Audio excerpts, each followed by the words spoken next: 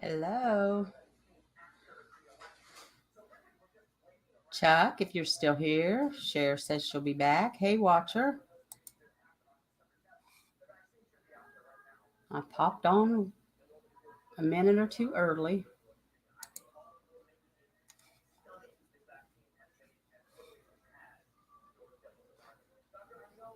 Hello, Hubs. We'll just wait for people to come in. There's my band, my Nico Watcher. How you guys doing?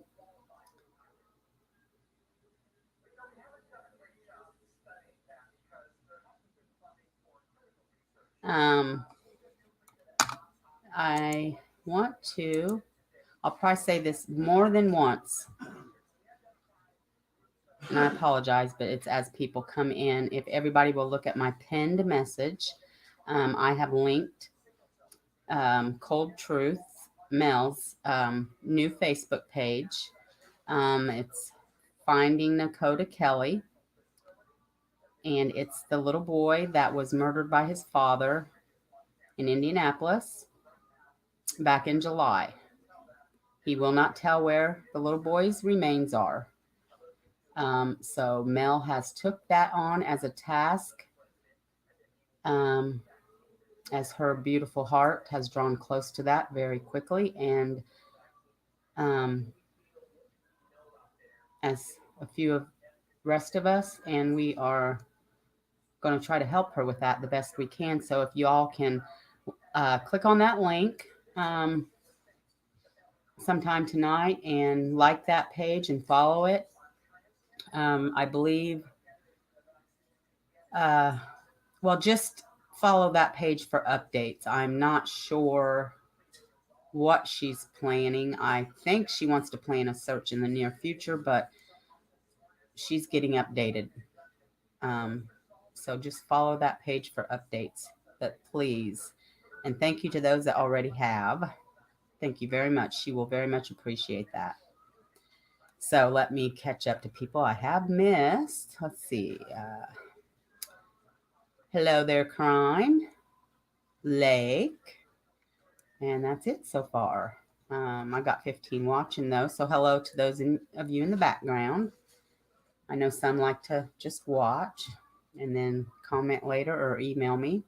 So Chuck, you messaged me. Well, he might not be back yet. I don't know if he is, but he brought this case up the other night, and so I wanted to look into it. It's early still. This just happened in October, so there's not a lot of coverage yet. They're still searching for a suspect. Um, I might say this later as more people come in, if they do.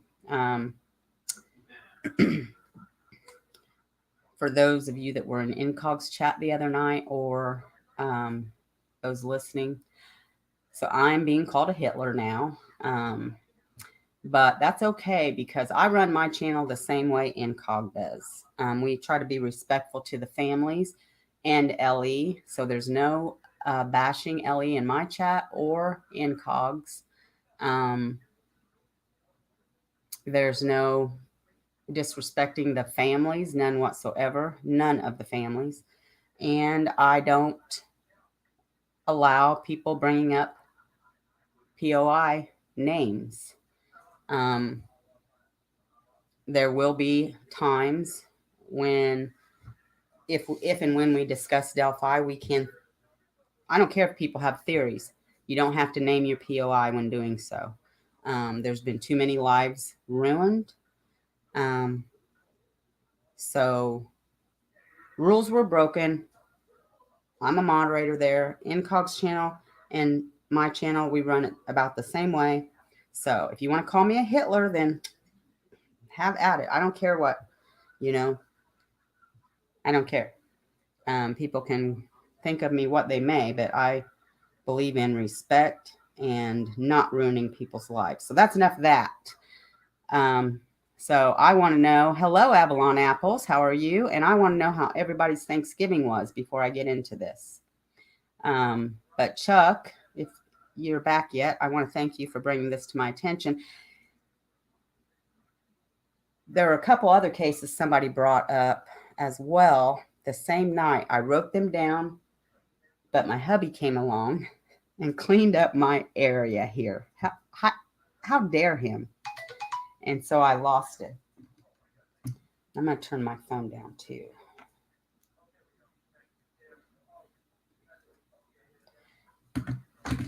There you are, Chuck. Thank you. Thank you, Chuck.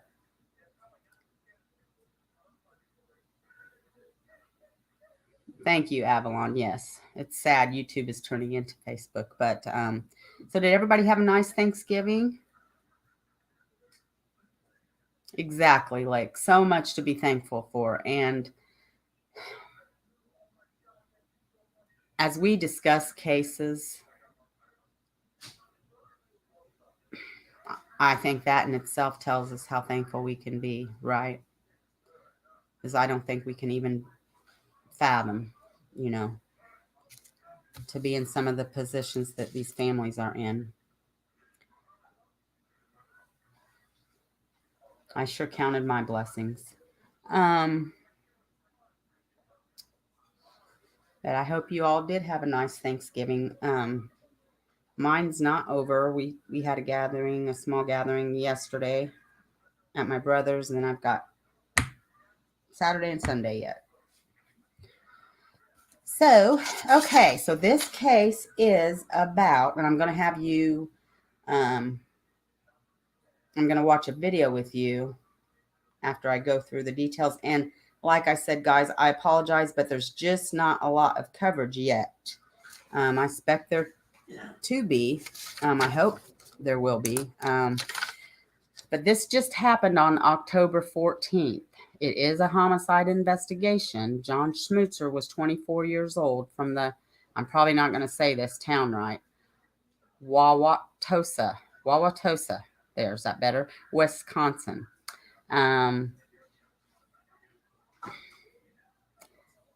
They call it a stranger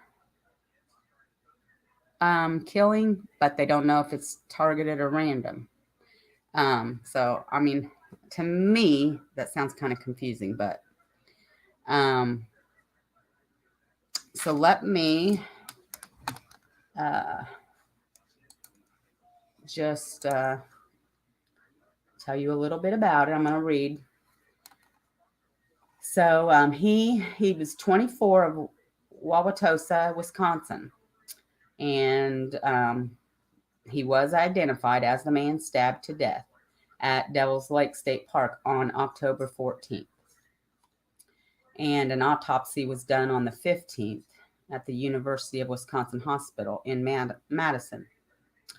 And that was the cause of death, stabbing. And the Sauk County Sheriff's Department reported at 11:38 a.m. on October 14th, their communication center was advised of a disturbance, a possible attempted homicide on a trail on the south side of Devil's Lake Park, known as Grottoes Trail. And the authorities report they found Schmutzer deceased on the trail, obviously from homicidal violence. And the sheriff's office and the Wisconsin DNR began a joint investigation. And the state crime lab scene unit was called in to process the scene for evidence. The suspect is described as a male between 5'10" and 6 feet tall, wearing dark-colored head and dark-colored face coverings. He left the scene walking west on the Grottoes Trail toward the South Shore parking lot. Schmutzer, I don't know if I'm saying his name right, Schmutzer or Schmutzer. I'll just call him John. That's the victim. Had visited these locations days prior to his death. Hilldale Shopping Center in Madison, Wildcat Mountain State Park in Vernon County, the Lavelle, Wisconsin area in northwest Sauk County. So I don't know if that means anything, but that's, you know. And he was highly respected and very popular member of the BMO, which is the bank he worked for. And that's a statement from his boss, I believe. And investigators did interview multiple witnesses, but are asking for more help. People were in the park in the area taking photos of the changing landscape colors, may have inadvertently captured a photo of the suspect. They asked that anyone who was on the south side of Devil's Lake Park, near the South Shore parking area, Grottoes Trail, or railroad tracks, between roughly 11 a.m. and 12:15 p.m. October 14th, and either witness this incident or observe something suspicious to call Sauk County Crime Stoppers. Devil's Lake State Park is on the outside of Baraboo, Wisconsin. So,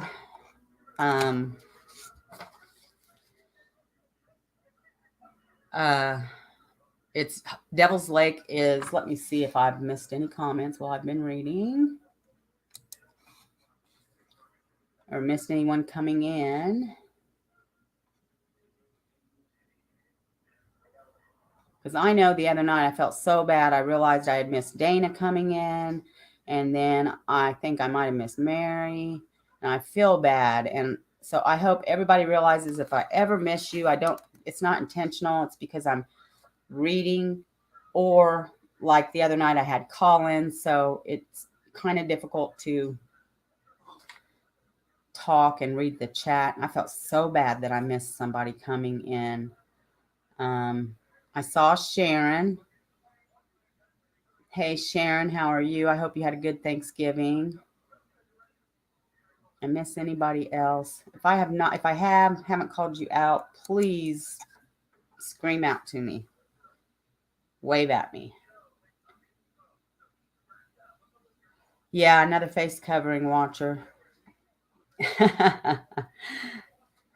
You're funny, watcher, in a good way. Well, anyways, this park was popular for hiking and camping and other outdoor activities. They did not have any cameras, and nobody was working the station that day, the entry station. And I'm going to play a video here in a little bit. It's a little bit of the press conference, and I'm not playing all of it because I don't want to get a copyright. But the lieutenant gets questioned about that. And he is right. I've been to many state parks, national state parks, and even not just here in Michigan, in Tennessee. And a lot of times there is nobody there. There's no rangers. There's nobody in the entries, and definitely no cameras. Should there be? Probably, but. And as I said, the cause of death was stabbing, and this is according to, I got this from I got this off of heavy.com, but their source was Baraboo, Wisconsin newspaper. A witness saw the attack. The witness saw a man attacked near the railroad tracks. Also reported witnesses last saw the suspect walking towards the South Shore parking lot. And I don't know if this means anything, but the victim worked in commercial banking in Milwaukee area. His dad also worked in commercial banking. Personally, I don't think it means anything. LE releases suspect description.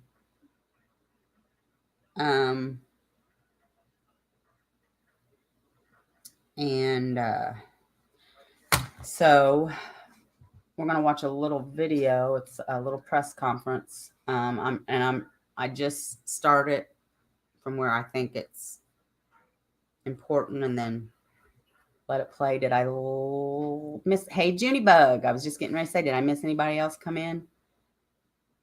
It sure was, Junie. It sure was. I addressed a little bit ago that I run my channel the same way she runs hers, and we respect the families. We don't bash LE, and we don't talk about POIs. In any case, if we want to theorize and stuff like that, that's fine, but we don't want to publicize or ruin anybody's lives. That happens enough. And she has her rules, I have mine, and I think we're pretty close to the same. So,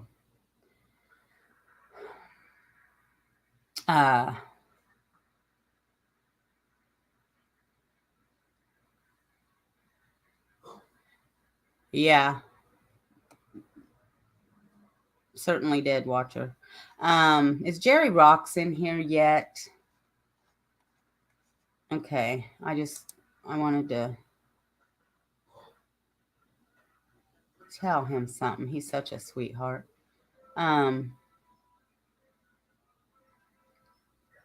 I don't know, Watcher. To my knowledge, there's no sketch released yet on this case.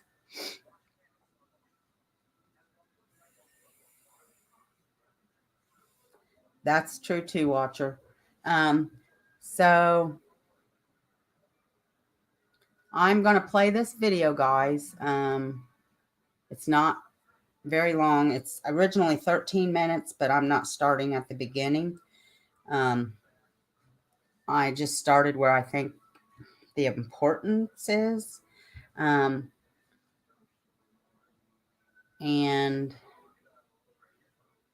go from there. I didn't want copy struck. And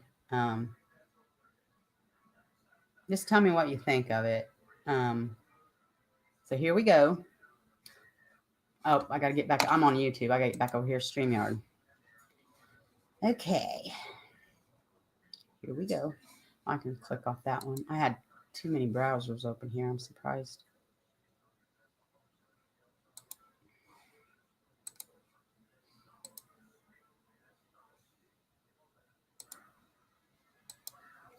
Okay.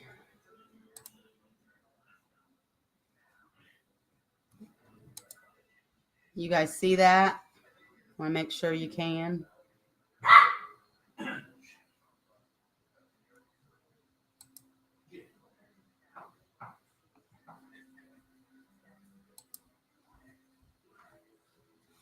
Where'd it go? Oh, there it is. I lost it. Okay, here we go, guys.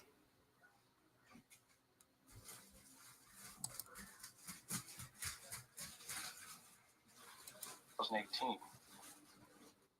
He traveled to New York City for a year and then returned to Wauwatosa and was working in the financial field at the time of his death.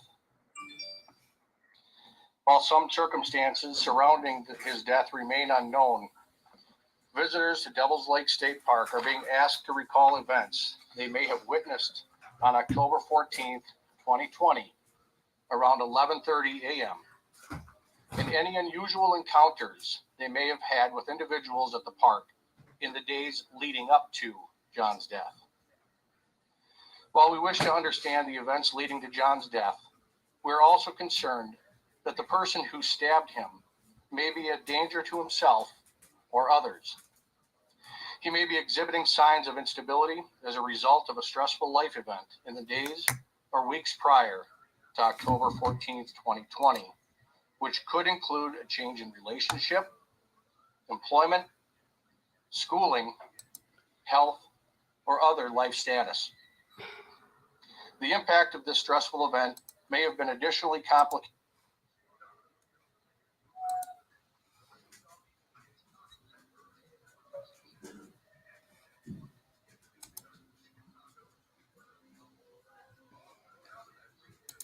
Okay, I paused it. I'm going to start over then.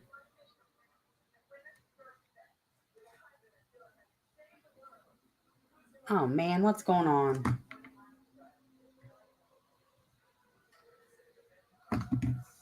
Ah.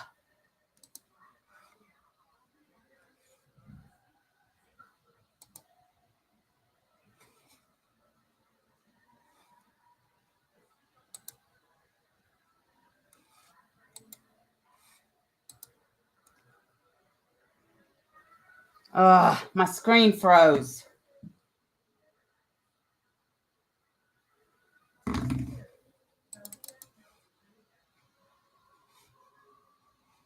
If you guys can hear me, my screen froze.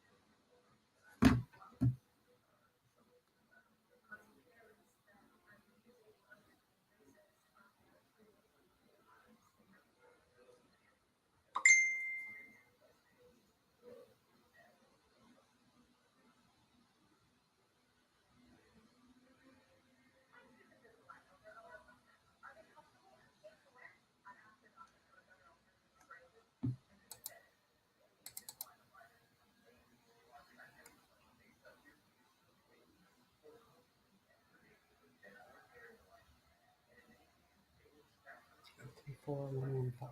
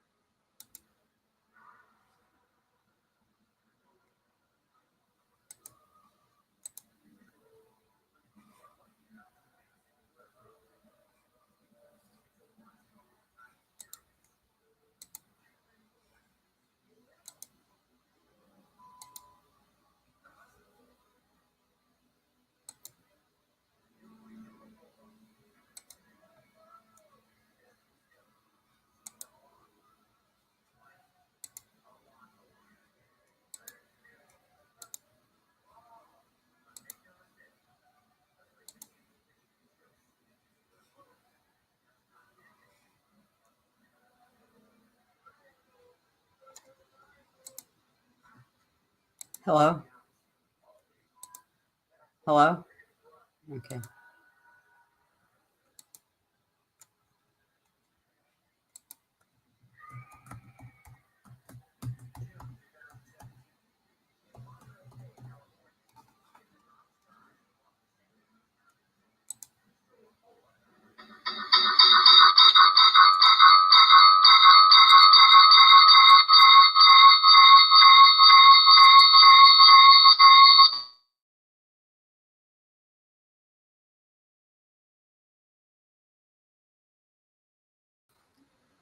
Can you guys hear me?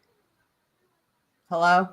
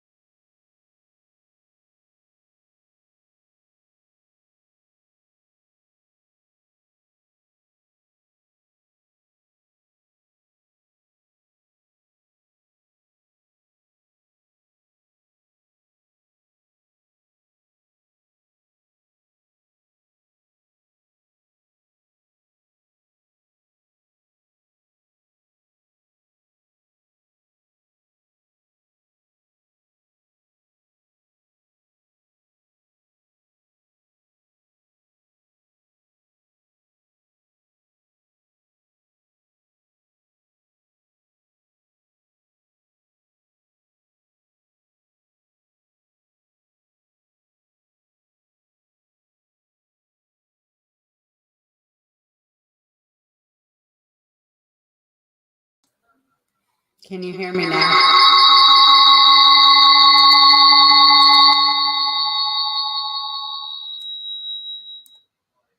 Sorry.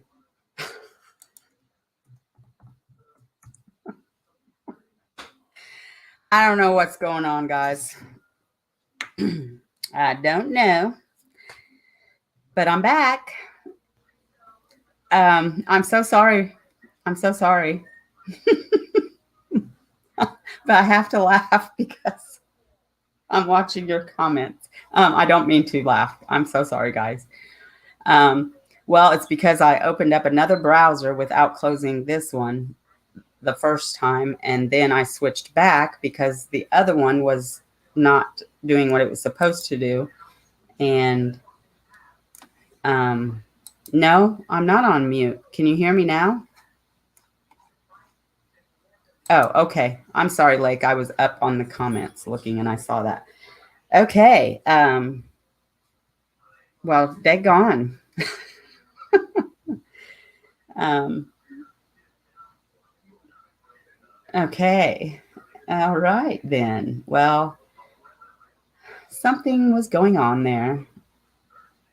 I won't go into it, but we're good now, right?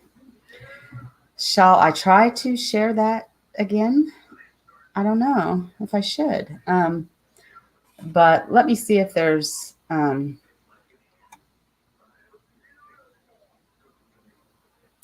really wanted you guys to watch that because he was basically saying that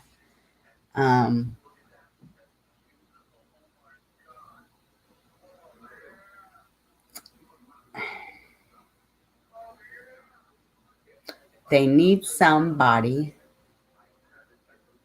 to place the person there. They got somebody to, but it's almost like they need more.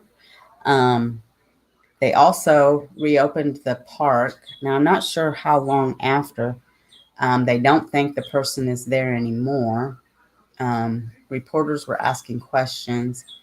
They also said they don't think. Well, I'm just going to try it again, and if it does, we'll just go again.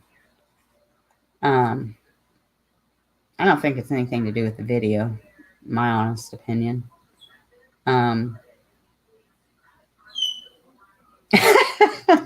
Watcher, sure. I took my. Oh, Lexi says hello, everybody. Well, hi, Mel. I linked your page up there. I put it in my pinned message, and I asked everybody to.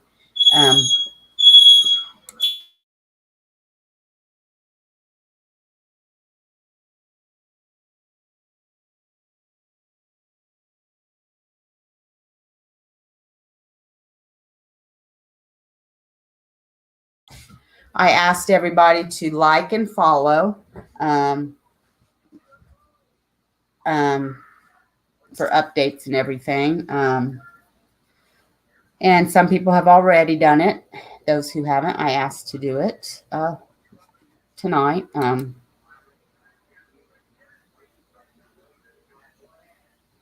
don't think anybody has to be told how good of a heart you have, but I told them how close and fastly you were drawn into it. Finding poor Nakota. So, anybody else come in while I was having issues? So I'm going to go ahead and show that again, and hopefully you can see it. And so I'm not going to show it huge until I know that you guys can see it. And if we have issues, I'll just switch back again. We'll handle it. Yes, it was a good show. Mel always does a good job. She really does. Okay, let's try this one more time, guys. I'm going to have to go back, though, to where I was. I don't know what happened. I really don't, but here we go.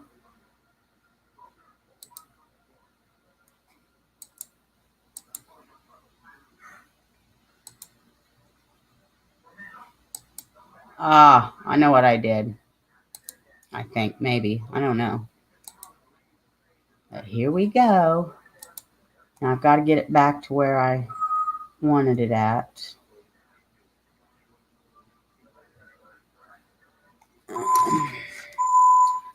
Started a little before. Lexi, baby, please. It's like she knows when I'm talking to you guys.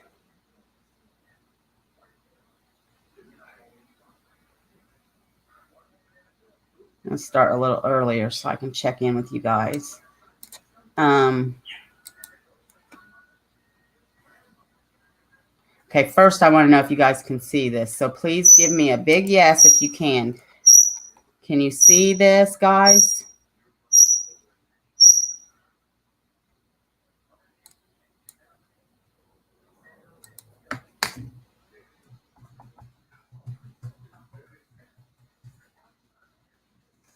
Somebody give me a yes or no. Can you see? Okay, then I'll put it on full screen. So here we go. Turn the volume up. I don't want it to blast, but I want it to be loud. Okay, here we go. Graduating in 2018. He traveled to New York City for a year and then returned to Wauwatosa and was working in the financial field at the time of his death. While some circumstances surrounding his death remain unknown, visitors to Devil's Lake State Park are being asked to recall events they may have witnessed on October 14th, 2020, around 11:30 a.m., and any unusual encounters they may have had with individuals at the park in the days leading up to John's death. While we wish to understand the events leading to John's death, we're also concerned that the person who stabbed him may be a danger to himself or others. He may be exhibiting signs of instability as a result of a stressful life event in the days or weeks prior to October 14th, 2020, which could include a change in relationship, employment, schooling, health, or other life status. The impact of this stressful event may have been additionally complicated by underlying mental health challenges, drug abuse, alcohol abuse, or some combination thereof. Friends and family of this individual may be aware that he carries a knife with him and may have observed changes in his behavior that they consider worrisome. This individual may now be suffering stress and anxiety caused by John's death, which will likely get worse as time passes. This individual is likely to become increasingly angry and abusive. He may exhibit poor ability to control his emotions and has the potential to act impulsively and disregard possible consequences. In the days following this event, he may have exhibited a sharp increase in alcohol or drug use. He may have shown increased attention to the news surrounding this case. He may have changed his appearance, changed his vehicle, or left the area entirely without offering explanation. He may have missed work, missed family events, or withdrawn from other normal activities. Additionally, it is possible that this person hurt himself in the act of stabbing John. People may have observed blood on his clothing. It's possible he sought treatment for injuries. If he was injured, it's likely he would tell medical professionals, friends, or family that he was the victim of a crime or suffered a serious accident. We wish to identify this person before he harms himself or anyone else. If you know someone who could fit this description and who could have been in the area of Devil's Lake, please call Sauk County Crime Stoppers at 1-888-847-7285. Callers can remain anonymous and may be eligible for a reward through Sauk County Crime Stoppers. This case continues to be pursued by the Sauk County Sheriff's Office and the Wisconsin Department of Natural Resources. Please help us identify this individual and bring closure for John's family, who've lost their warm, kind, thoughtful, generous, and bright son. At this time, if there are questions, we will see if there's anything we can answer at this time.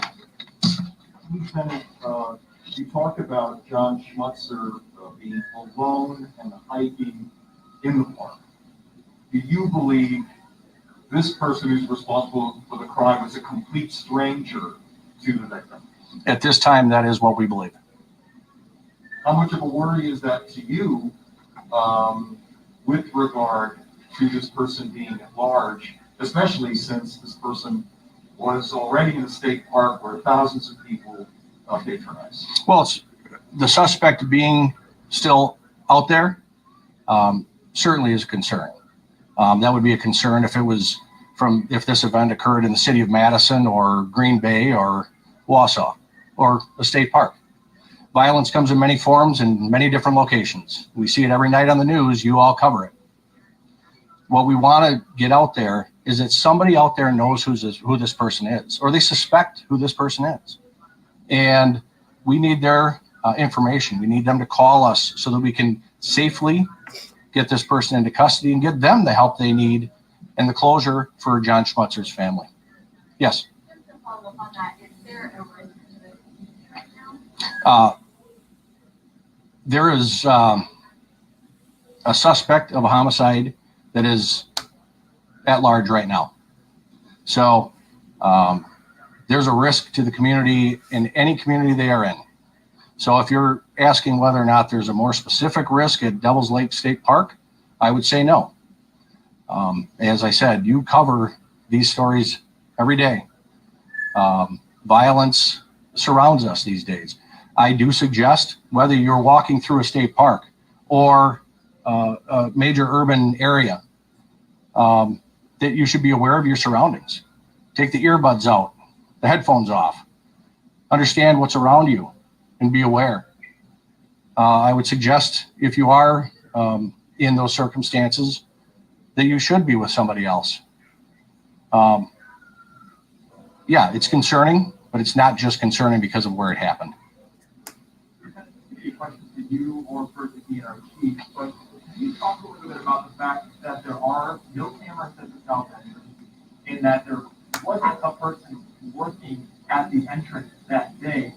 How has that made this more challenging for you, and how have you tried to keep things together knowing that you don't have any of that information to work with? Well, I'll start off, and if the chief wants to add on to it, it's not unusual for public locations not to have cameras.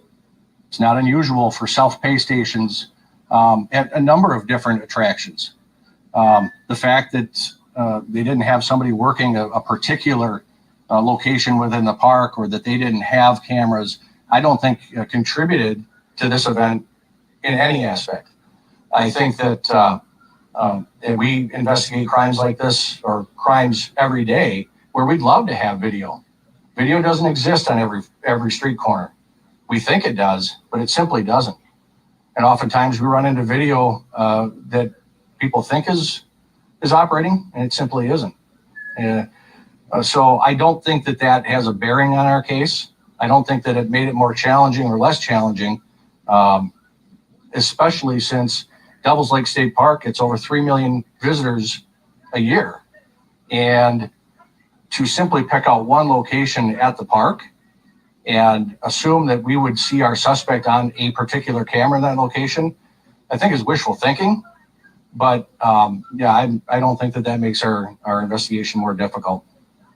Do you believe that this suspect may have also been at Wildcat Mountain State Park and in the community of LaValle? We know that he was.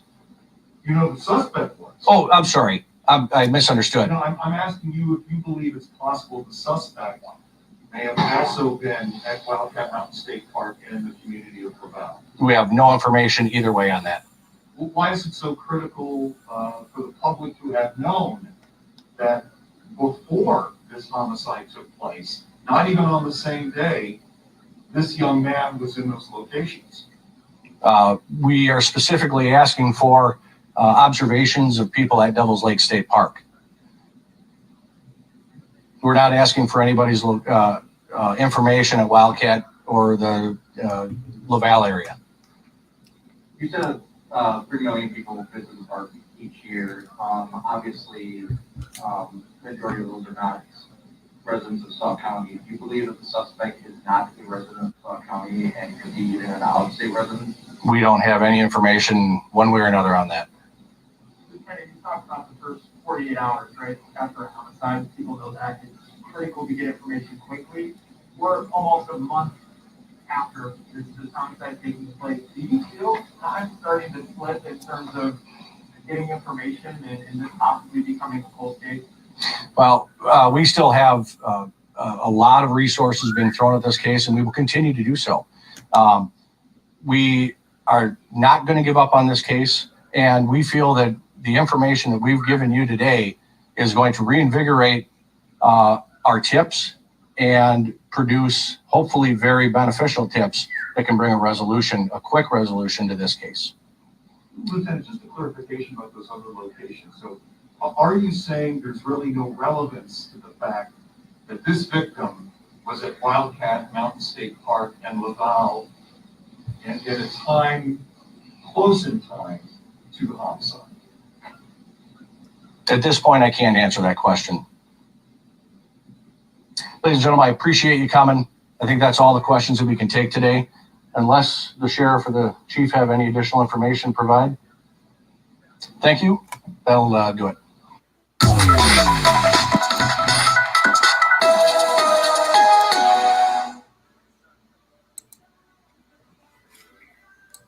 So that was that. So what'd you guys think of that? I saw a couple people say, sounds familiar, or maybe not in those words, but I think that's Chuck mentioned that when he mentioned the case to me. There are some similarities. And yeah, Mail Billy, it is right up your alley.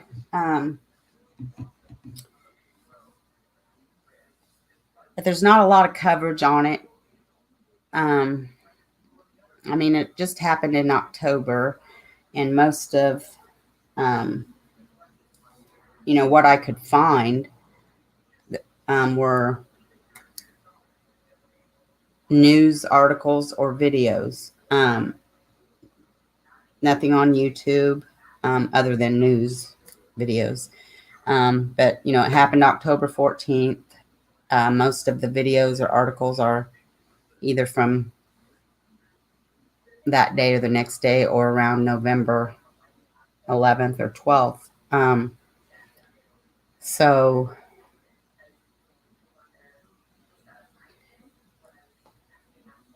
obviously somebody gave them a description, and somebody saw something that they're needing more, right?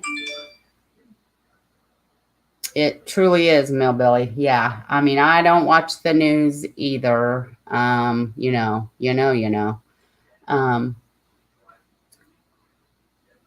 But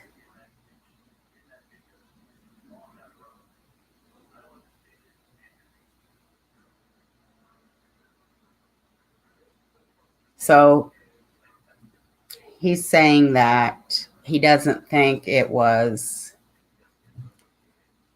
like crimes like this happens every day, not just in that or those areas. That's the way I heard that.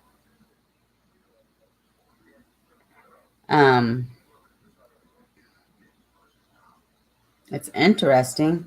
He sounds like the victim was a nice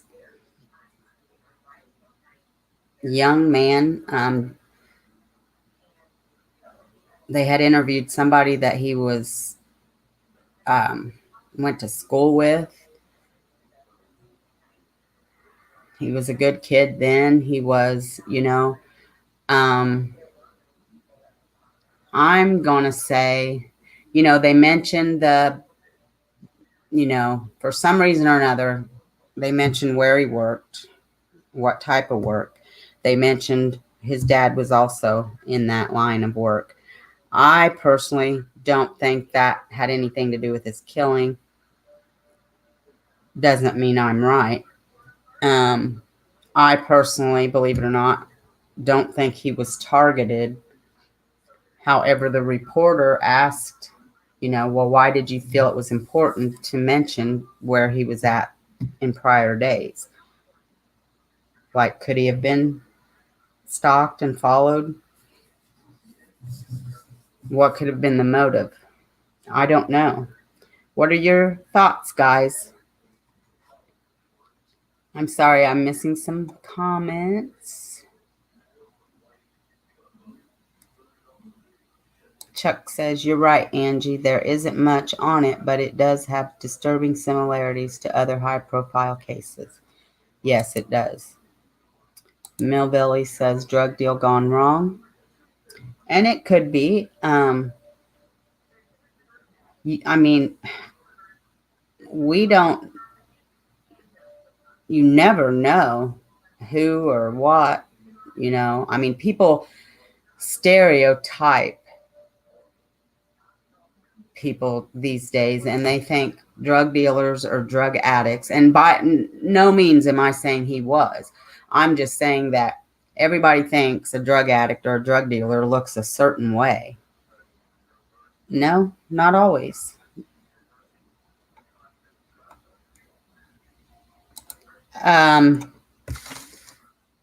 Well, the call came in at 11:38, crime, and they want somebody that was there between, I wrote it down, I thought, I think between 11 and 12:15 p.m. if they saw anything to come forward. But supposedly somebody witnessed the attack, and then multiple witnesses saw the suspect leaving the South Shore parking lot. By the railroad tracks, Millbilly. The railroad tracks.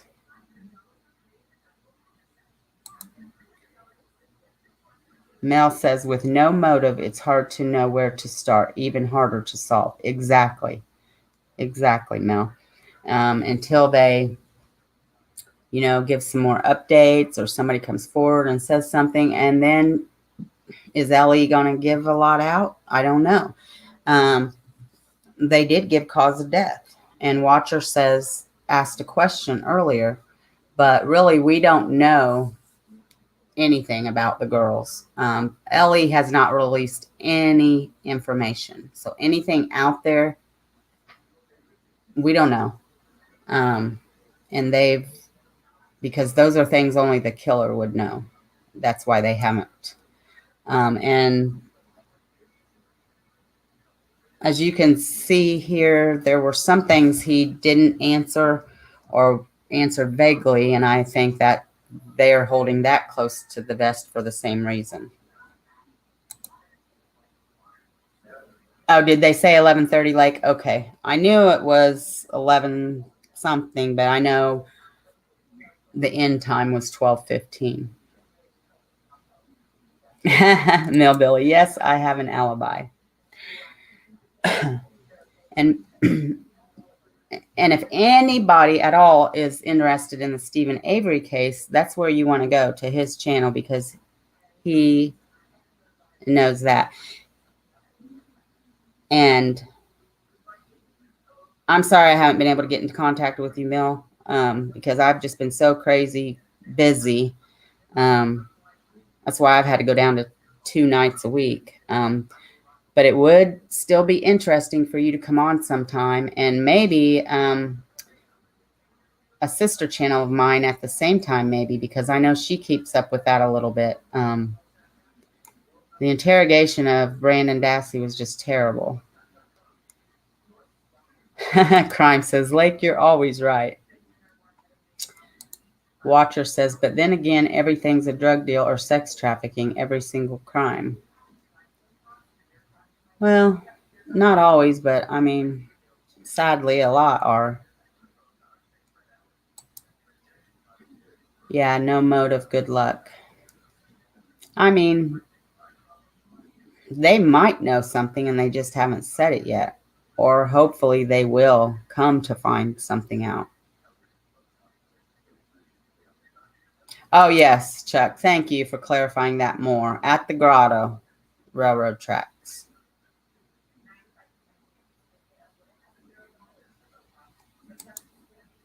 Tracks run along the lake.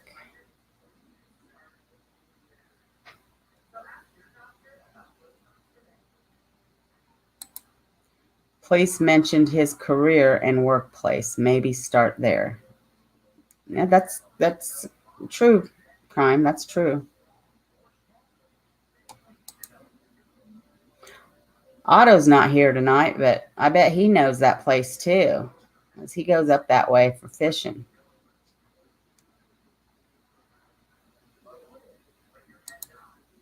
Everyone runs around all the time saying BG had blood and everyone would have seen it because they were cut up. And so don't you think the police would have said the same thing, look for someone injured? I don't know because, and I mean, a lot of people think the witnesses weren't that reliable and maybe, I mean, I go back and forth on some of that.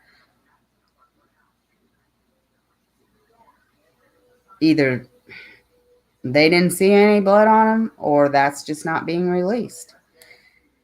Ellie is not releasing a lot of information for good reason. It's not because there's corruption. It's because they want a strong, good conviction. And it's stuff that only the killer would know. And we don't need to know. We don't need to know the cause of death. We don't need to know how they were killed. We don't need to know. They don't know us anything. If we see somebody that looks like him or,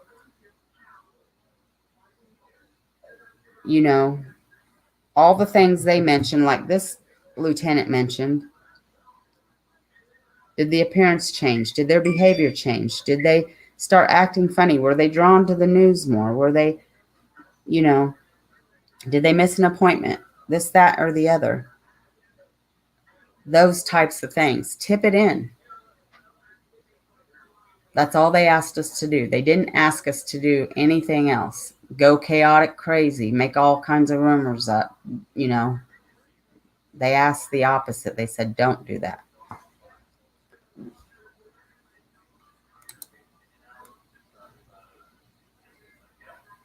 Only if you know the victim.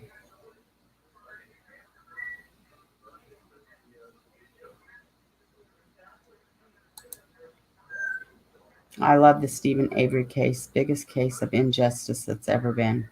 I agree, Watcher. I agree.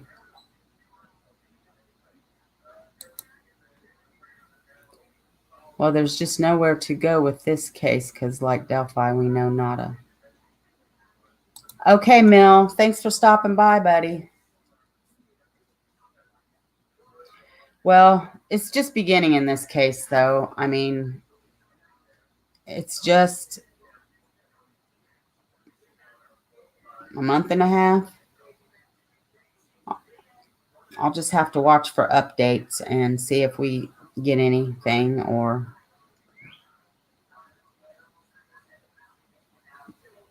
Yeah, I hope the witnesses are more reliable, too. Mel did find a tree that looks like him.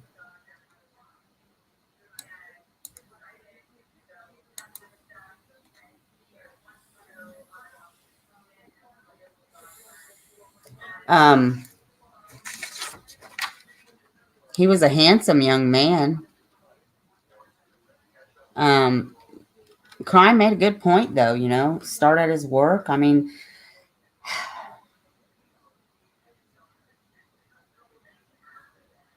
I mean, they usually do mention where somebody worked at, you know.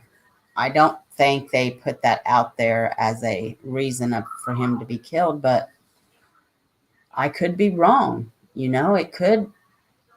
I mean, he was in commercial banking, his dad was in commercial banking. I mean, it could have something to do with it, but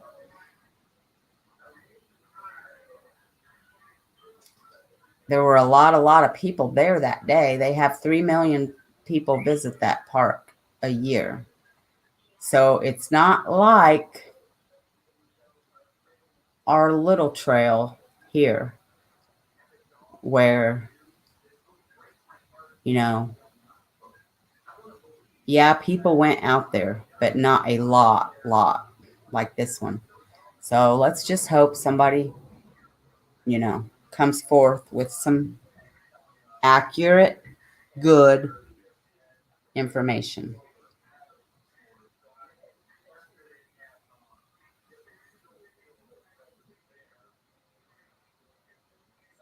Thank you, Dana. Thank you.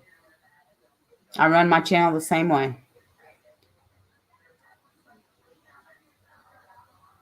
That could be true. Maybe he knew something he shouldn't have known. Yeah, please don't show the enhancers. That's funny, Nico.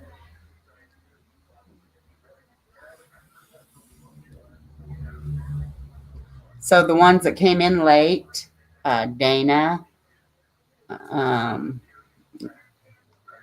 uh, Sharon came in late, I think.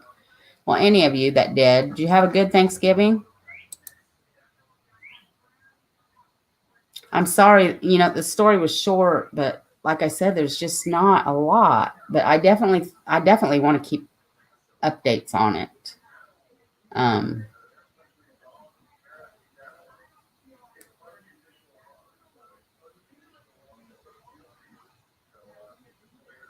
because I mean, I think there'll be more updates. I really do. I wish we could share pictures in here. You know it. Um, I don't see Jerry Rocks. If I can, I just checked my email before I came on. I didn't have a chance to respond to him because I was getting ready to come on here. But we all know Jerry. He's an awesome, awesome guy. He's very sweet, um, very respectful and everything. Um, he sent me a very sweet email. I'm just going to ask for prayers for him, unspoken. Um, I also want to ask for prayers for one of my good friends. I'm not going to name names, but she has COVID and she's in the hospital, not doing very good. Um, and I also want to ask prayers for that this little boy's remains, Nakota Kelly. Um,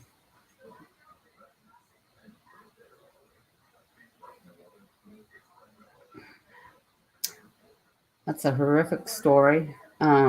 I really feel bad for the mother. I feel bad that this little boy endured everything he did, and the system failed him. Mel, um, Mel, hold on a minute. I want to ask you something in a minute. You're very welcome, Chuck. Thank you for mentioning it. Thank you for being so supportive. Thank all of you very much. We get made fun of over here because we're so small. Like I've said before, I like it like this. I don't care about the clicks. I don't care about the views. I don't care if we, grow big. I'm not about that. I like my little group. You're all very respectful and sweet and supportive. That's all I care about. Um, Dana says, I had a great Thanksgiving. It was different because it was just my mom, dad, son, and me. But we are all very thankful. That's awesome, Dana. Maybe they can get a partial tree print using digital Neko. Thank you, Watcher. Thank you, Cher. Good idea, Mel says. Thank you, Crime. Husband's aunt has COVID in quarantine and his mom went into quarantine. Okay, let's add that to our prayers tonight, guys.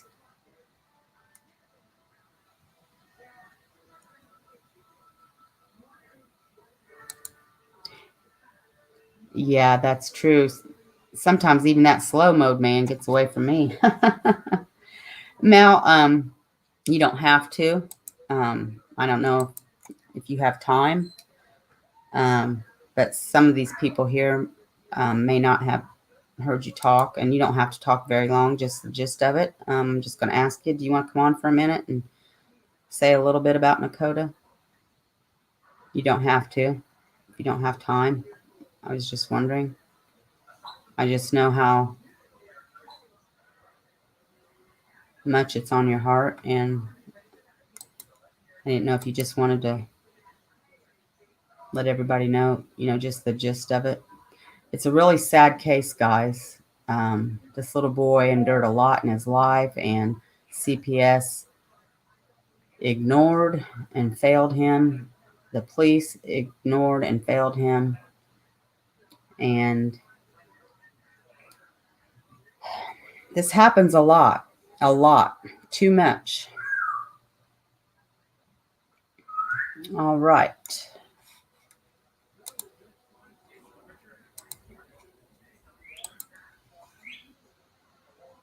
It is time that something gets done about this.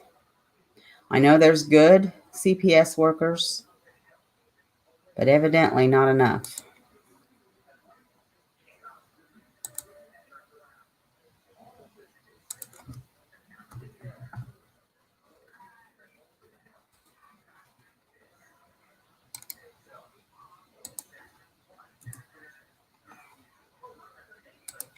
Sent, darling, to your messenger.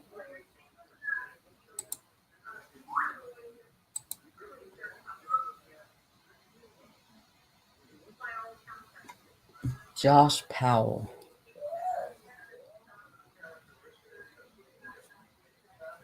I don't know why that's not coming to me. I feel like it should be.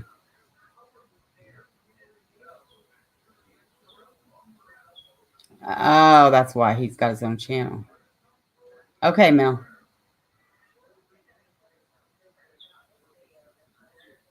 Oh, no. Oh.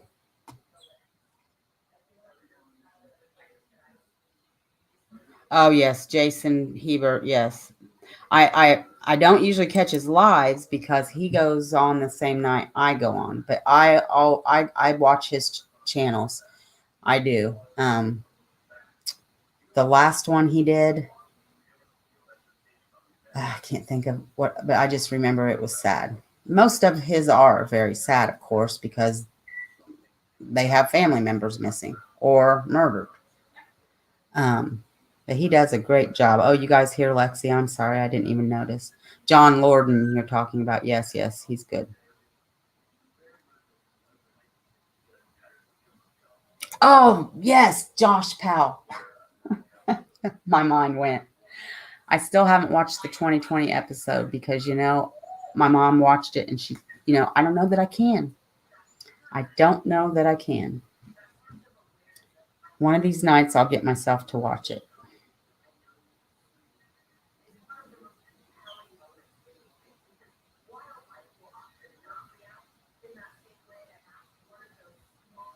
You're right, Watcher, the missing Samoan girl. Yeah, that was horrible. Yes, the poor mom. Yeah. Jason does a great job. He sure does. He gets those interviews, you get it right from the horse's mouth.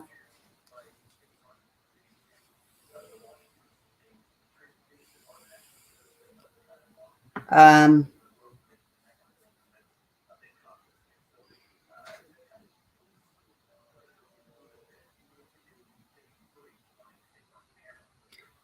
he's not real new, Cold. We found out. I think he's newer, but he's not real new. Um, I do have a little bit of an announcement. Some of you will like it, some of you may not. I don't know. Um,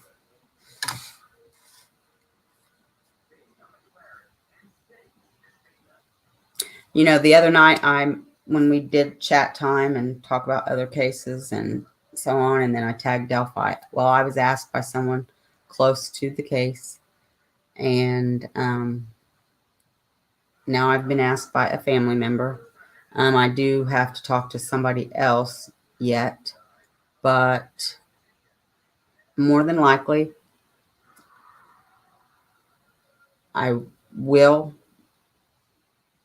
occasionally be talking about Delphi. I don't know how much, because I know there's not a lot happening in the case. Well, there's not anything, but I've been asked to keep it in the light, and more so without the rumors. And that's by a family member. And so I'm going to do that. So I don't know if I'm going to try to add on an extra night or if I'll just do it every other week or something like that. Because I don't want to take away from other cases either. So, but I do have another family member to talk to too before I do it. Well, that's just my little announcement.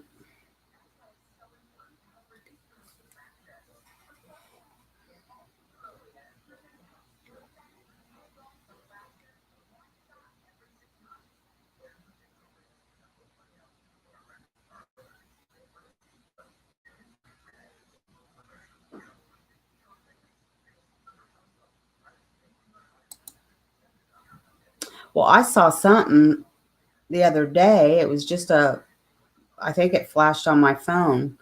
Well, actually, I was at my brother's for Thanksgiving, I think. So it was just yesterday that, or did somebody tell me? I can't remember. Oh, yeah. I think somebody told me.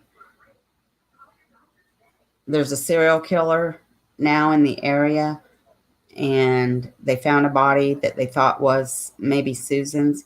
Now, don't take this the wrong way. I'm worried that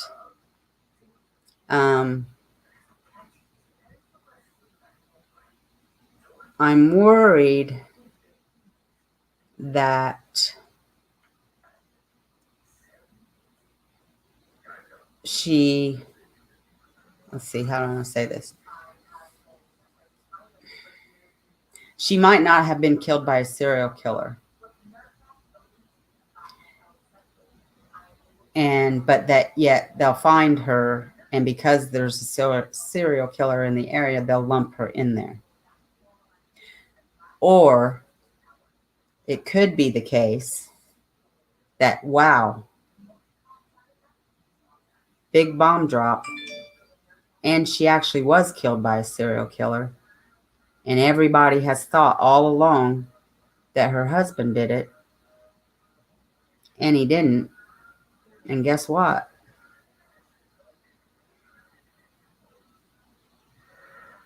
It could go either way. You know what I'm saying? So I just hope it works out the way it's supposed to work out. That's all I'm trying to say.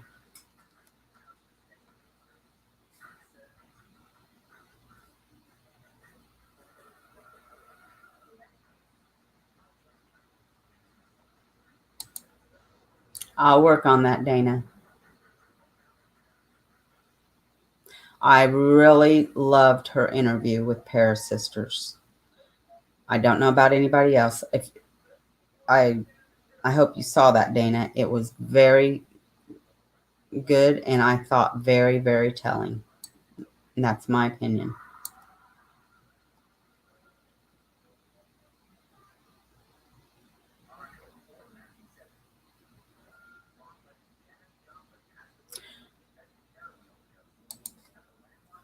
Well, I mean, I can't deny I pray every night, every day when I get up, all the, I mean, of course, it's close to my heart. It's close to me. I'm, and I want it solved so badly. And I hope, every day is the day. But I would wish that all cases would be solved. I don't know that I could just say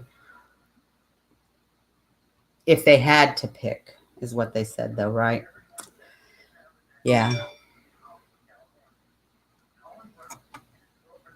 Oh, in here. In here, I put it in your messenger. I'm sorry, Mel. There you go, darling. I'm sorry, I was talking. I sent it to your messenger, Mel. I'm sorry, I forgot. Just drop it right in here. I just did, honey.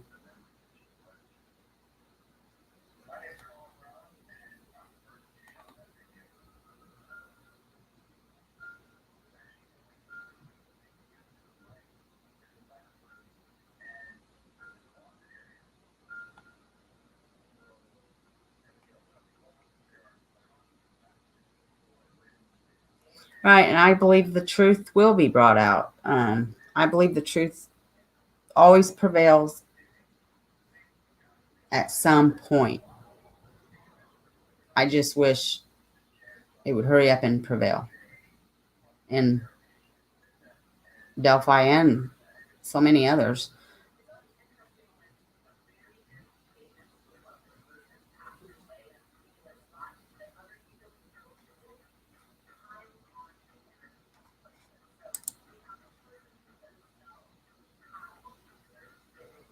You're absolutely right, Dana. I totally agree.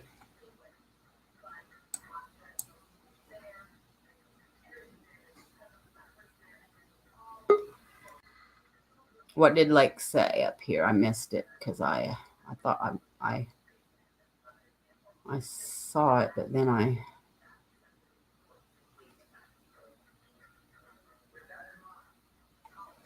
doggone it. Hold on a minute, Mel. I'm trying to find. Oh, Angie, the crazies will come to your chat. Oh, that's okay. We got good mods. That's right. We'll be all right, Lako. We can handle it. Okay. Welcome, Mel. Hey. Hey. Let me turn my volume down. Doggone it. Hold on a minute, Mel. Okay. I'm trying to find. Oh, Angie, the crazies will come to your chat. Is this not? Oh, Mel, you got to turn your thing down. We got good mods. That's right. We'll be all right, Lako. We can handle it. Okay. I don't. Welcome, Mel. Are we getting an echo? Hey. Let me turn that thing down. You got your. I think you got to turn your YouTube down, or mute your YouTube, and then you can. I've got you muted, but I'll unmute you now. See if it's better. We'll be all right, Lako. We can handle it. Okay. I don't. Oh, I think I know what you mean. Mel. Hold on. Are we getting it? There. Is that better? Yes. There we go. Wonderful. So how are you doing? I'm good. How are you? I'm good. I'm just looking at this amazing picture that I captured of the BG. Oh, you got a tree. Did you send it to me so I can share it? Do you want me to send it to your email? My messenger's fine. I think I sent it to. Oh. Did you see it? That's right. Let me go back up there. Now, this is, what is that called? The parietal effect. Okay. Now, okay, I've got it up. I won't be able to zoom in on it. That was the thing. But they can see it, surely. Okay, guys. I'm going to share my screen again. Are y'all ready for this?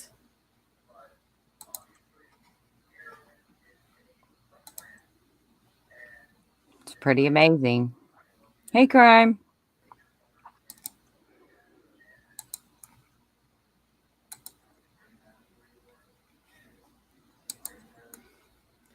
Can you guys see that? You see this right here?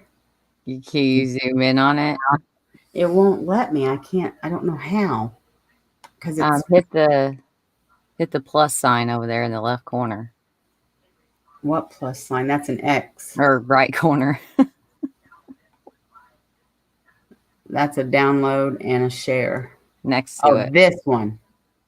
Yeah. That says create. Oh. Well, try the other one I sent. I sent two. One where I zoomed in and one where it was far away. There it is. There it is. Do you guys see that? Isn't that something? Totally looks like BG. Yeah, other left, right. But I took this video personally. And so on the other side of this tree is nothing. There's no way that there was a man inside of the tree, but it sure as hell does look like it on the video. Because I see a nose and a mouth. I even see like part of the chin, cheeks. Right. What in the heck? That's I know. creepy. It's super creepy. That is creepy. But there was, I mean, I was out there. It's not what it looks like. But to me, it looks more like BG than the sketches. It's just ironic. Or, you know, with all of the nonsense that goes on with Delphi, where the trees and teddy bears and oh gosh, yeah, don't let nobody get a hold of that. you know, yeah, I probably should just not even share it, because next thing you know, like I was gonna do it as a joke and like post it on my Facebook, but then I was kind of somebody like, will probably screenshot it off my. well, somebody will actually think this is a picture from Delphi, and they'll actually think the killer was hiding in this tree and then jumped out. Can you just not see it unfold? I can right now. They'll screenshot it from my live. These trolls that watch in the background, and they'll screenshot it, and then they'll take it to that couple of those one freaked out channels, and they'll be saying it's this person or that person or that person, and oh, I can see it now. He went across the bridge and then he hid inside of the tree trunk, the broken down tree, and then he popped out, and that's why no one saw him, and he hid in there after the crime. Like, I mean, it's just even why the search. He stayed there and watched him search. Right. Yeah, he was watching from the tree. This is not in Delphi, and it is not in the trails. It is not anywhere near Monon High Bridge in Carroll County. Yeah, right. And well, that's the thing though. Once it takes off and grows roots, roots. That was a really bad pun, but grows roots. I like that. Once it takes off, grows roots, you're done. You know, you're never going to dig it out. Like listening to Bantry on Incognito the other day, of things that we've all thought that were true, we're finding out, oh, well, wait, they're actually not. Because of people adding things in that aren't the basics of the case. When you're just kind of like, what more juice do you need? Why do we need to start seeing things in trees or I know. creating these scenarios that are just so outlandish? But then again, at the same time, is that what it's going to take for some of these other cases? Like this case with Nakota Kelly, it has got all of the elements of drama, horror, just everything. But yet, hardly anybody probably even knows about it. I live in Indiana, and I knew barely anything until I listened to Suffer the Little Children podcast. And she does not live in Indiana. She is in like New Jersey. That's sad. It is. So, you know, it's like that's always puzzled me of what makes one case, because you can do what's been done to Delphi to any of these other cases. You know, like I have been going down crazy rabbit holes with Nakota Kelly of thinking, what if the father planted the evidence, you know, the pings on the phone, and then he, you know, just to trick the police and then took his body somewhere else. I mean, but yet it just seems like the loonier people get, the more attention a case gets. So is that a bad thing? I don't know. Right. What's that they say that kids will do, you know, it's like attention is attention, whether it's negative or positive, it's still attention. So, yeah. But man, I'll tell you what, that profile, that's the second time I have heard it almost verbatim. Right. Shannon Polk and Abby and Libby. Yeah.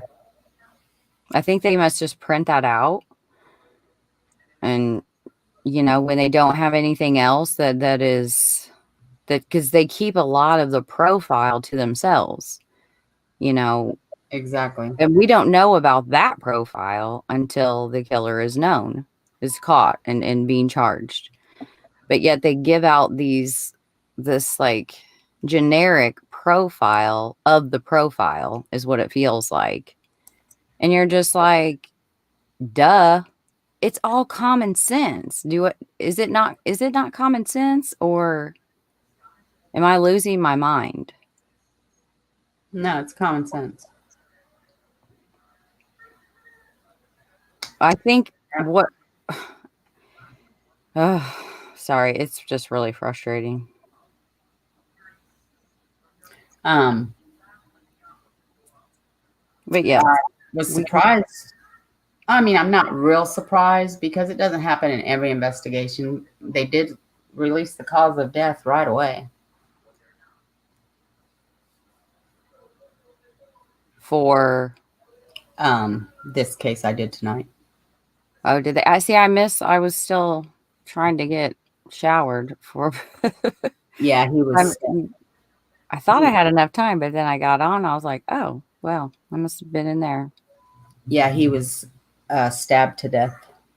You know, and that's the thing with even, you know, I get so annoyed but I do it as well. You know, I think it was Watcher on the Wall said that a lot of podcasters say that about Delphi, of just like the one case they would want to be solved, it would be Delphi. And I mean, it's high on my list. You know, it is. It just Shannon Polk, of course, that's always going to be, and then Delphi. Those are, I don't know if they're even or not, but it's just crazy that it's just not solved. I don't know. But we always go back to it. Even I found myself with this case thinking about how could it relate to Delphi? Could it be that we've been looking for someone with a sexual motivation or a crime against children, and it's not? It's just like a serial killer that stalks nature parks, and gender is not an issue. And you know, like I kind of went there too. I did for a minute. Right. For a minute, I did.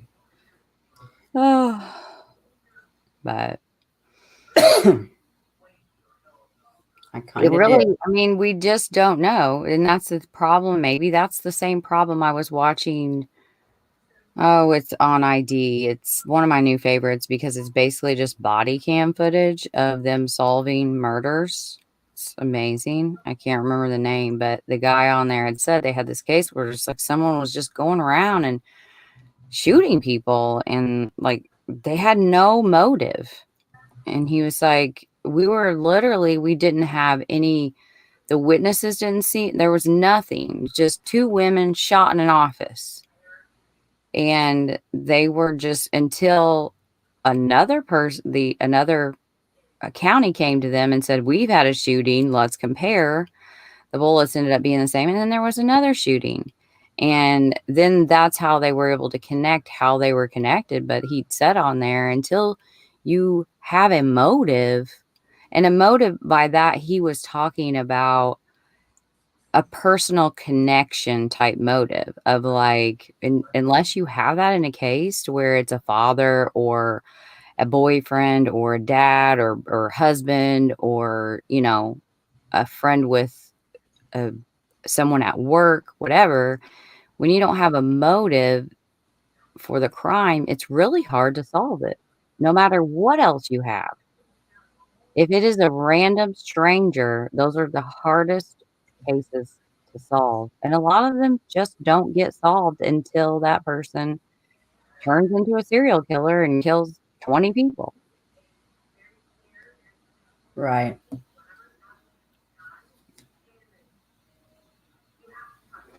But the Yeah. case of Nakota Kelly, Yes. oh, so Nakota grew up in Wabash, Indiana. His father is, well, he's got 6 names. We will go with Anthony Bediah. His other name is Ejike Bediah. Some that I'm not even going to try to pronounce. And a new one was Tony Anthony. He's really creative. But he is from Nigeria. He came here in 2001, and he is an illegal immigrant who was caught and spent time in 2011 to 2014, I believe, in federal prison for stealing someone's identity and being here illegally. They tried to send him back to Nigeria, but Nigeria wouldn't take him back. That really sucks because this wouldn't have happened if they had. And I didn't know this either, and I know I was talking to the podcaster Lainey from Stuff for the Little Children, and it was news to her too. They can only hold ICE can only hold illegal immigrants for so long before they have to let them go if their country refuses to give them the proper documents to come home. So that was interesting. So that's what happened. They couldn't hold him anymore, and so they just let him go, and he's just been living here under false names and, you know, he's got all these rights in court. It's been in 2016, he decided that after he couldn't get back with Nakota's mom, Haley, who is just the sweetest little thing. And when she wouldn't be with him, he then took her to court, got DNA tests, and then he wanted every other weekend visitation with his son. From the very first visitation, it was bad. This isn't a real dad. This is like a, you know how here, you know, like the guy that like takes his puppy to the park to pick up chicks. That's kind of like this guy, just a real douchebag. Like, um, just really nothing good about him at all. Just really fake, manipulative, so spiteful and vindictive. Just absolutely vindictive. He's the definition of it. You know, just examples would be, you know, his little boy played baseball, and he had Saturday games. Well, his dad's visitation starts on Friday night at 6 p.m. So every other Saturday, this little boy has missed since 2017. He's missed all of his Saturday games because his dad won't let him go because it's his time. Now, this is the same dad that doesn't really spend any time with him when he's there, ignores him, doesn't feed him. DCS has been called multiple times. There's 5 open complaints, or they were open. I mean, it's just insane. Like, he has hit him. He's took weird videos of him. He has stripped him of like basic needs, like a coat in the winter because the mom forgot to send it. So it's like, oh, well, then you have to go like that, you know? He wanted his hair colored for his birthday, so his mom did, but he had told her that he did not want his son to color his hair. So she went ahead and did it anyways because she is the parent that he lives with, and she has that right to let her son do that. Well, when it was his dad's weekend, 2 weeks later, it was his dad's weekend, he held that kid down and shaved his head. Shaved the hair off just to spite her. And so right before his murder, Nakota had hung up on his dad on the phone. And on July 14th, when his mom told him, you got to go to your dad's this weekend, he said, "Oh, this is a quote. Oh, I'm dead. My dad, you will never see me again. My dad is going to kill me." Now, hindsight is always 2020. But this is a little kid that had advocated for himself, and his mother and grandparents had advocated for him as well. And frankly, nobody cared and nobody listened. No one listened. They had a mediator at one time that just basically said, "Okay, well, how about you guys here's what you're going to do. You're going to leave everything in the past, and you're going to abide by the parenting time guidelines, and neither parent is going to deny the other parent visitation, even if they suspect abuse. You're going to call us and let us handle it." Haley had gone before a judge in June and was warned, like, if you do that, I will hold you in contempt and you will lose your son. So when Nakota said that, Haley called their caseworker. She called her. They knew about it. They have been to this guy's home. They know his criminal history. They know, they have videos of him. They have his own son's words. And this poor little boy had to go. Anyways, it didn't matter. And a lot of people, it really upsets me because a lot of people just talk out of their ass and they think they know what they're talking about when they really don't, because they've never been in that situation. And I hope that you never are, because I can tell you it's not as easy as you might think. When you disobey and you're in contempt of court and you have little kids, and you know that that could mean that you are putting your children into their abusers' hands full time because you have disobeyed the judge, you have to weigh that against every other weekend versus full time. And while you just hope they live through that every other weekend, because something's going to happen to them if they have to live with this monster full time. And you fight but there isn't much you can do. And so it's just super sad of just the lackadaisicalness in the system, and that a man that doesn't even, he doesn't, he has no, he's not a US citizen, has more rights it just blows me away from the start. It should have never happened. The police were, so we proceed to the next day when Haley, we get to the 16th, and it is the Friday, or 17th. It's a Friday night, and Nakota has his very last baseball game. And of course, he wants to go. We've been locked up all winter. But his dad said, absolutely not. It is my time, and it starts at 6 p.m. And she just said, you know what? Like, she barely ever stood up to him, because she found that when she did and didn't just give him what he wanted, he would take it out on Nakota. So remember, she went ahead and colored his hair at the end of May for his birthday.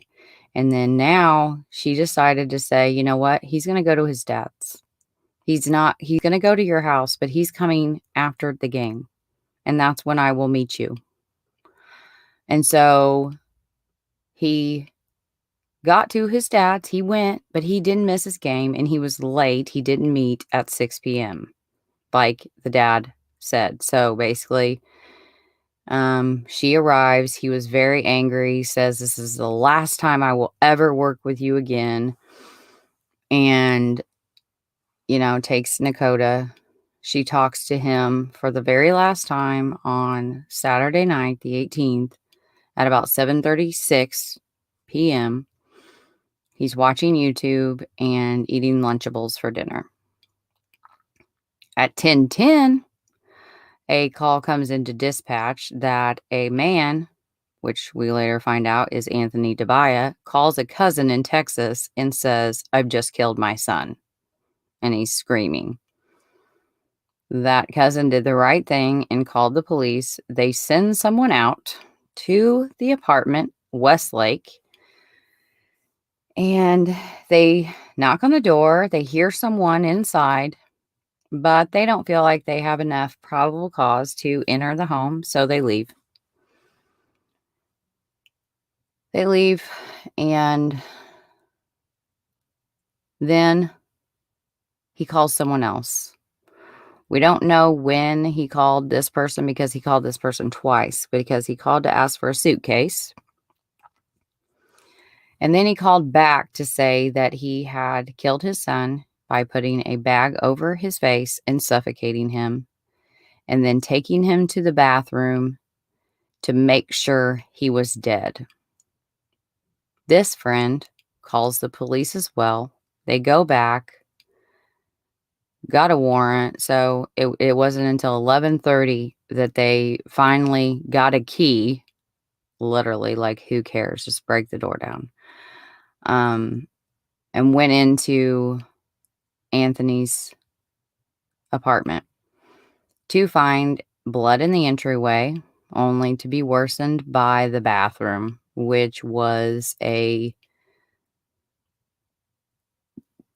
was covered in blood. From the floor, the ceiling, the mirror, the vanity, the closet door. There was brain matter on the floor, along with his hair. His hair and brain matter was also found on the kitchen broom. And Nakota and Anthony are gone.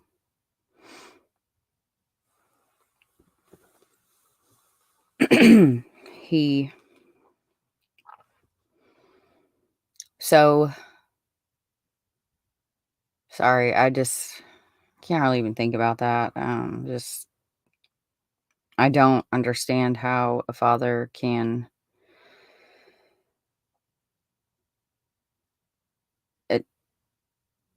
what happened, I mean, how do you do that? How do you become so depraved that you can do that to your own child? The belief is that he dismembered him and got rid of his body by putting him in different locations, or they haven't really said. That just seems to be the running best Occam's razor rumor, I guess, because of the amount of blood. No, he's not a father watcher, that's for sure. I know, Nick, it's so disgusting. It's literally disgusting. His phone, they start a trace on his phone. It pings in a wooded area out by Eagle Creek and Vermont Street. It's not really, I don't know if you have a lot of like creeks that run through your towns, but Eagle Creek and I mean, there's a bunch that run through Indiana, White Lick, I mean, you name it. And there's woods, yeah, but it's more of like just like a strip of woods on either side of the creek. Like it's not like it is an expansive, big wooded park. It's just these little strips of woods along the creek. And then there's grassy knolls on either side. I kind of sounded like a JFK conspiracy theorist right there. Anyways, it was searched thoroughly with dogs, helicopters, ground search. They searched everywhere because the phone had pinged in the woods. He left his home 3 different times, went on these trips out, came back, went back out, came back, went back out, came back, and finally leaves. He did put something in the dumpster. They find nothing of Nakota.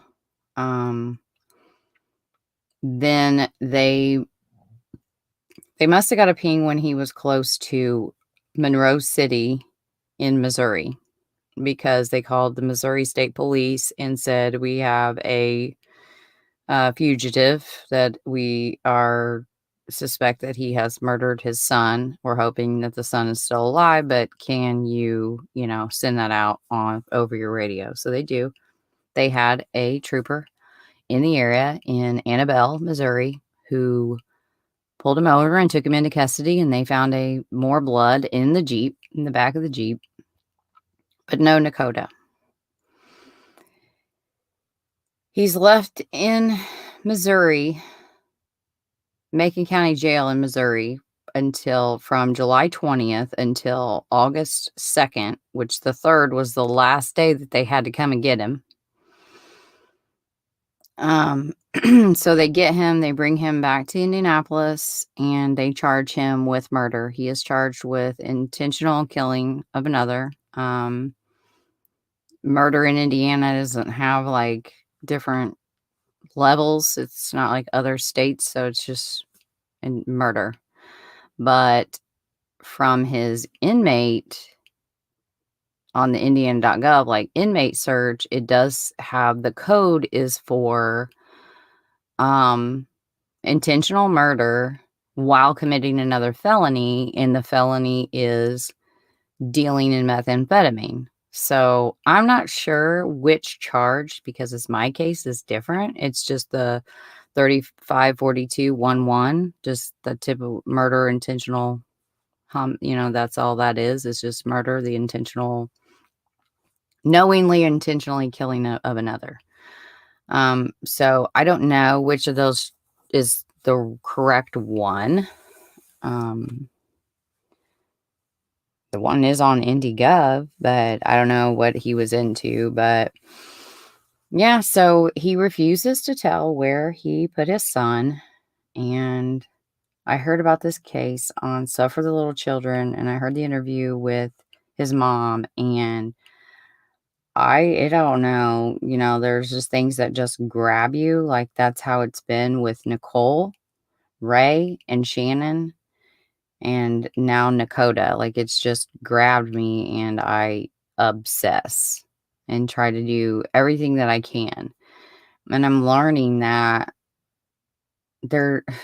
you can only do so much, unfortunately. Like it really, really sucks to hope with all of your heart that like you can help in some way, and then not be able to. It would be just amazing if we could find this little boy before the dad has a chance to barter him, use him one more time, or refuse to tell where his body is because of spite. Like, he is definitely the type that would do that. And he had when they got that ping in Monroe, he had text her at 2:01 saying sometimes, what was it like? I don't want to misquote it, but I hear voices, just like literally that. It was just, sometimes I hear voices, period. My son is in heaven, period.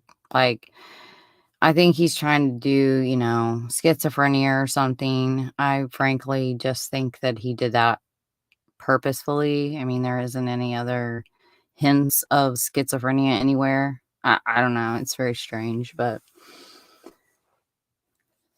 my wondering is if they didn't find him in any of the dumpsters, they didn't find him in the areas where his phone pinged, what the hell was he doing there? Why was he in those places? And what was he doing if he wasn't getting rid of his son? And then where did he get rid of his son? This little boy's body is out there and he's going to use it. He's either going to barter it to get, the possibility of parole, a reduced sentence for sure, because right now, because they're aggravating circumstances, he could get the death penalty for this. This is a death penalty case or a life without parole case. The prosecutor has said that.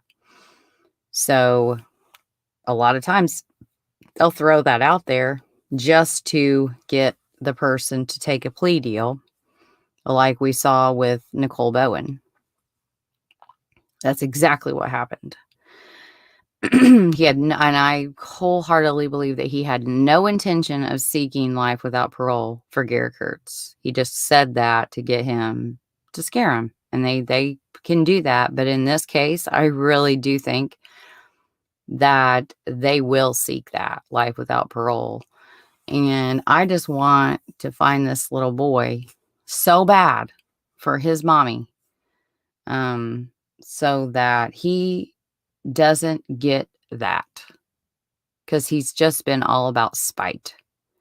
And if we can find him, I went out searching. I've searched for a few hours on Saturday.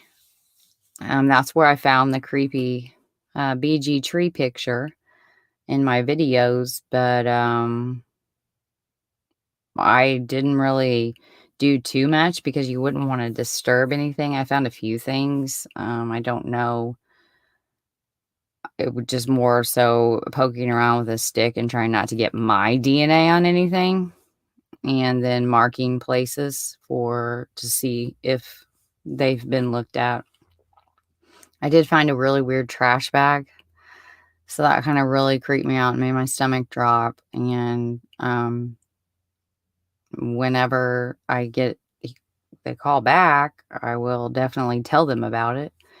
But I would like to put together the page because I want to do searches.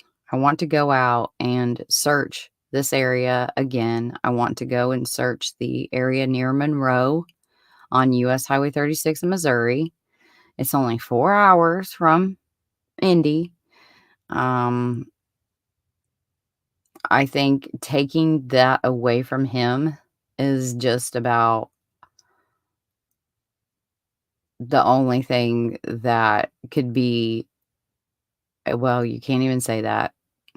I was about to say a silver lining, but there just aren't any words for how sick it is. Oh, right. Yeah, right. I know. I was like, that was the first thing I thought. I was like, I was just thinking of Delphi in the woods. And I'm like, yeah, I'm not going to touch anything with my hands. But I did touch one corner of that bag because I had to, like, I just couldn't leave that. It was so odd and in an odd area that was like, I can't just like leave and get in my car.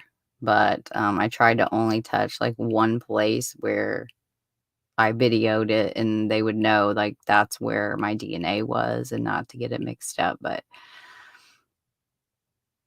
I don't know. It's it's not in the greatest neighborhood. It's actually in the neighborhood that they told us to go and look for Amaya. Amaya Robertson, the little baby that was murdered more than likely by her parents. Robbie, I think it was what was his last name? Was it Lyons? Robbie Lyons, the boyfriend.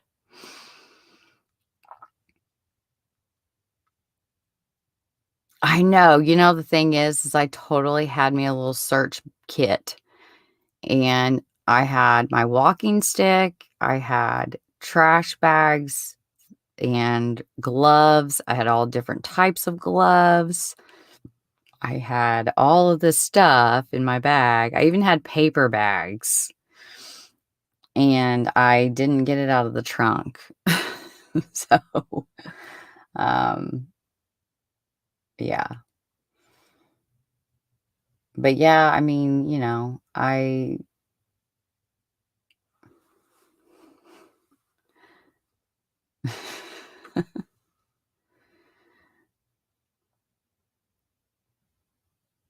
yeah, lions. It was lions. Yeah. I wasn't planning on getting out because I know that area and I know it's a really high crime.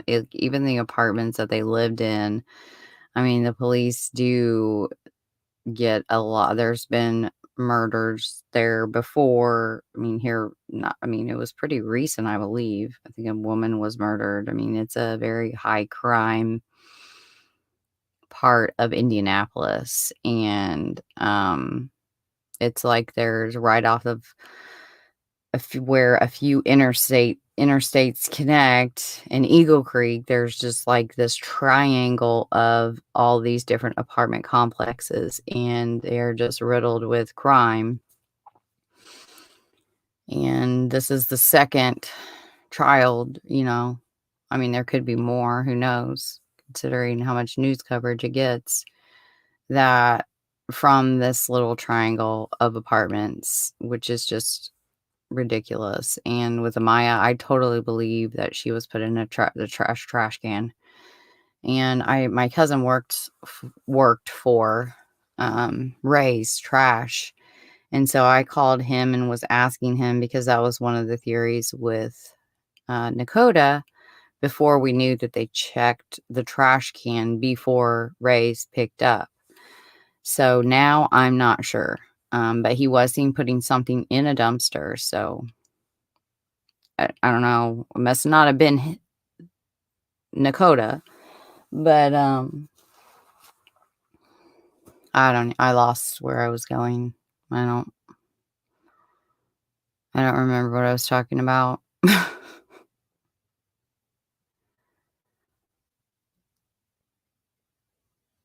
Hmm. It's literally just gone. Oh, my cousin. Sorry, yeah. Yeah. I So was myself. I was trying to remind you. I literally don't remember at all. But yeah, my cousin had said that. He said, you know, like they come about once a week to pick up those tip dumpsters. You know, the person that's picking up the trash doesn't even see the trash at all because they're on like a machine and they're dumped straight in. And then they go, at the end of their day, they go to a transfer station, and then all of the dump trucks get dumped into the transfer station. And then the trash gets distributed into semis, which are then taken to one of 3 landfills in Indiana, from what he said.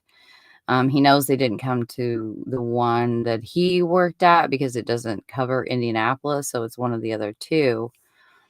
But apparently, if you want to get away with murder, that's a really good way to do it. It seems like putting a body in a dumpster is a surefire way to get caught. Most dumpsters are somewhere around people and surveillance cameras, you know? Like, I don't get it. But once they make it to the landfill, I mean,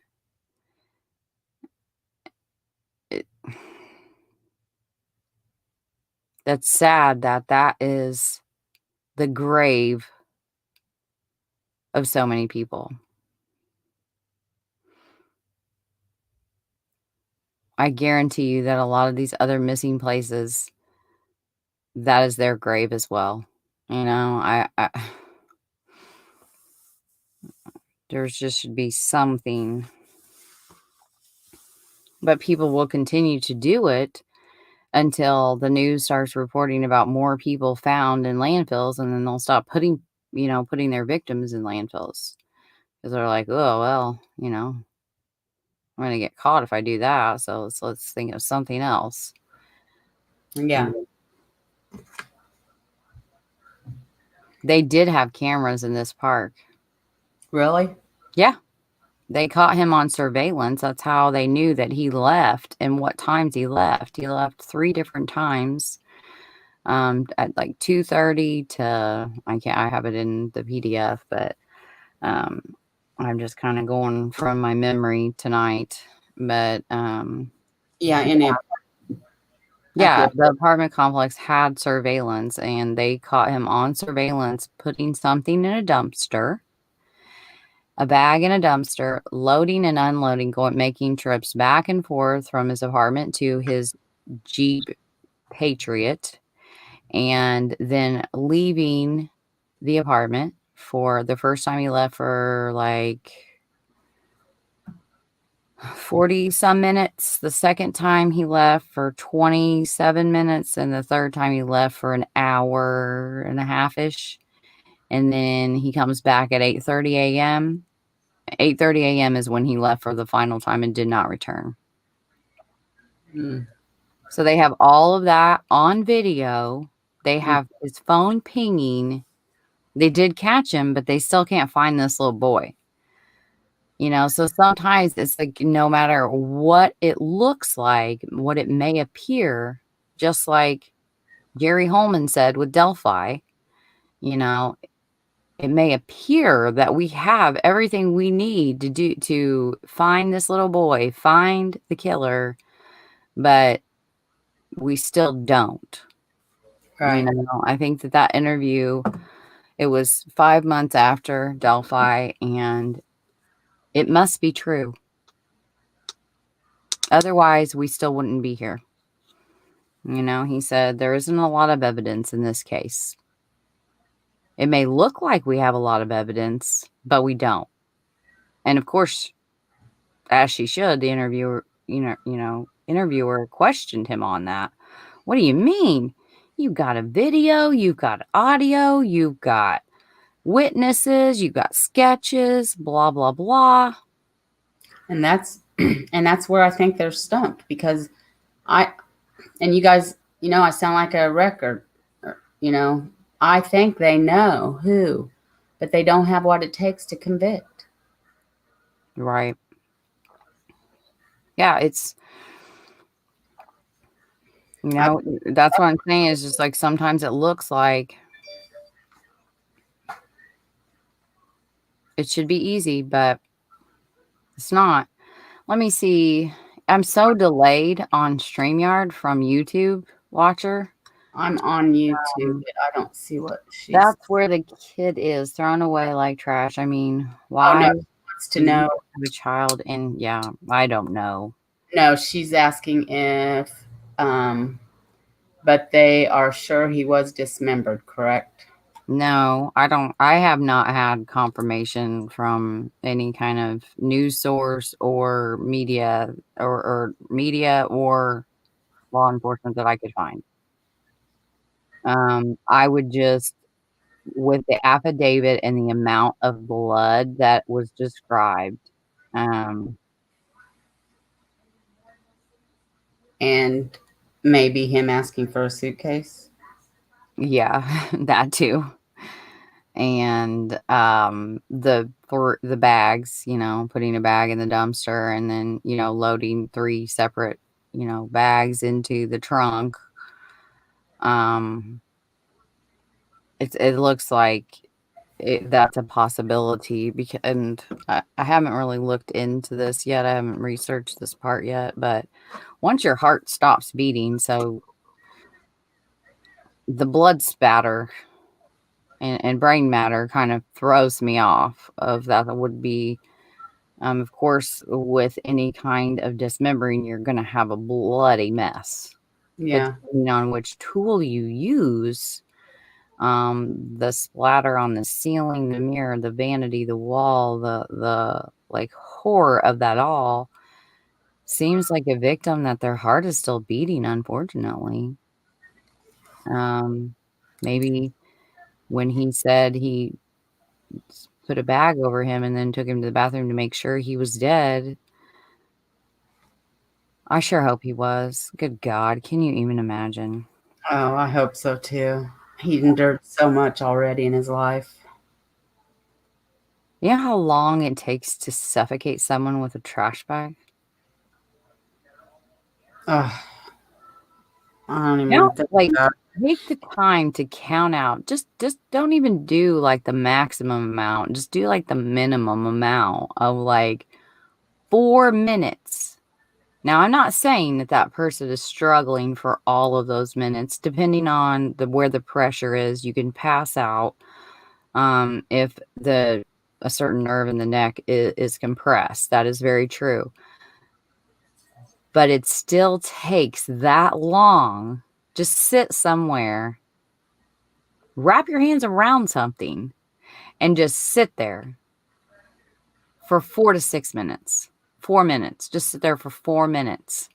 And that's how long. And that to me is when anyone is ever strangled, suffocated, anything like that, I think that that person should automatically be charged with premeditated murder because of the amount of time that it takes and the amount of time that you have to think about what you're doing. You are literally premeditating it as you're killing them. I That's a don't very, understand it. that's a very, very good point. Very, very good way of putting that. I agree too. Every single time, it should just be a law. I mean, it makes me upset. Of like, oh, it's the heat of the moment, and my wife just made me mad, so I strangled her. Well, so you can, after your wife went limp, you're still so angry that you couldn't keep track of the 4 to 6 minutes it took to actually take her life, and yet we don't charge these crimes as murder. They're manslaughter, aggravated manslaughter. That's ridiculous. Anytime you strangle anyone, I just feel like it really should be like with Skyly Carmack. I hope they do give that woman the death penalty. She is about the most evil mother ever. Wretched, literally wretched. I hate even talking about that case because it just breaks my heart. Strangled her little girl, and everyone's out searching, and she's on freaking Facebook selling CBD oil. And knowing that her daughter is in the shed in a trash bag where she put her because she had strangled her. Because Oh, she wanted too much to eat or didn't eat enough dinner. remember that? Yes, yes, yes. That was horrible. I just don't know how anybody can hurt a child, let alone their own parent. I just don't. I'll never wrap my mind around it. It's so sick, Nick. Like, I literally sick, Nick. That rhymes. It's disgusting. These parents, and that's what Suffer the Little Children podcast does, is that's all it is. I think, I don't know, I'm all caught up. I think she's had a blog for a while, and the blog has a lot of cases. I think the podcast has like 38 or to 40. Some are part ones and part twos, but that's what she does. That's all she covers is just these heinous acts that supposed parents inflict on their own children and the failures of the system. to protect them. That is a hero right there. She is a hero. I'll have to check her out. I have not been able to yet. I have so many podcasts though that I'm got a library full of. Oh, me too. And there are so many that I listen to that I love. Like Rubbery, she does such a great job. I'm literally waiting for her, every week I'm waiting for hers to come out. There's a ton of them. But this one, like, I guess it's just because it's a lot of what I'm passionate about as well. And with Abby and Libby, the other little children, what my friends' children had to go through at the watching their father murder their mother. I think that's why I'm so drawn to this one more so, because it's really hard to listen to. It is hard to listen to. And it's almost like we have to listen. Somebody has to listen because these children need us to listen to their horrendous stories. If we ever want to get people angry about change. And I'm sorry, like I get really frustrated hearing about Suzanne Morphew. Like it really sucks. But guess what? She had 49 years that she lived on this earth. I may sound like a cold-hearted bitch. I know that.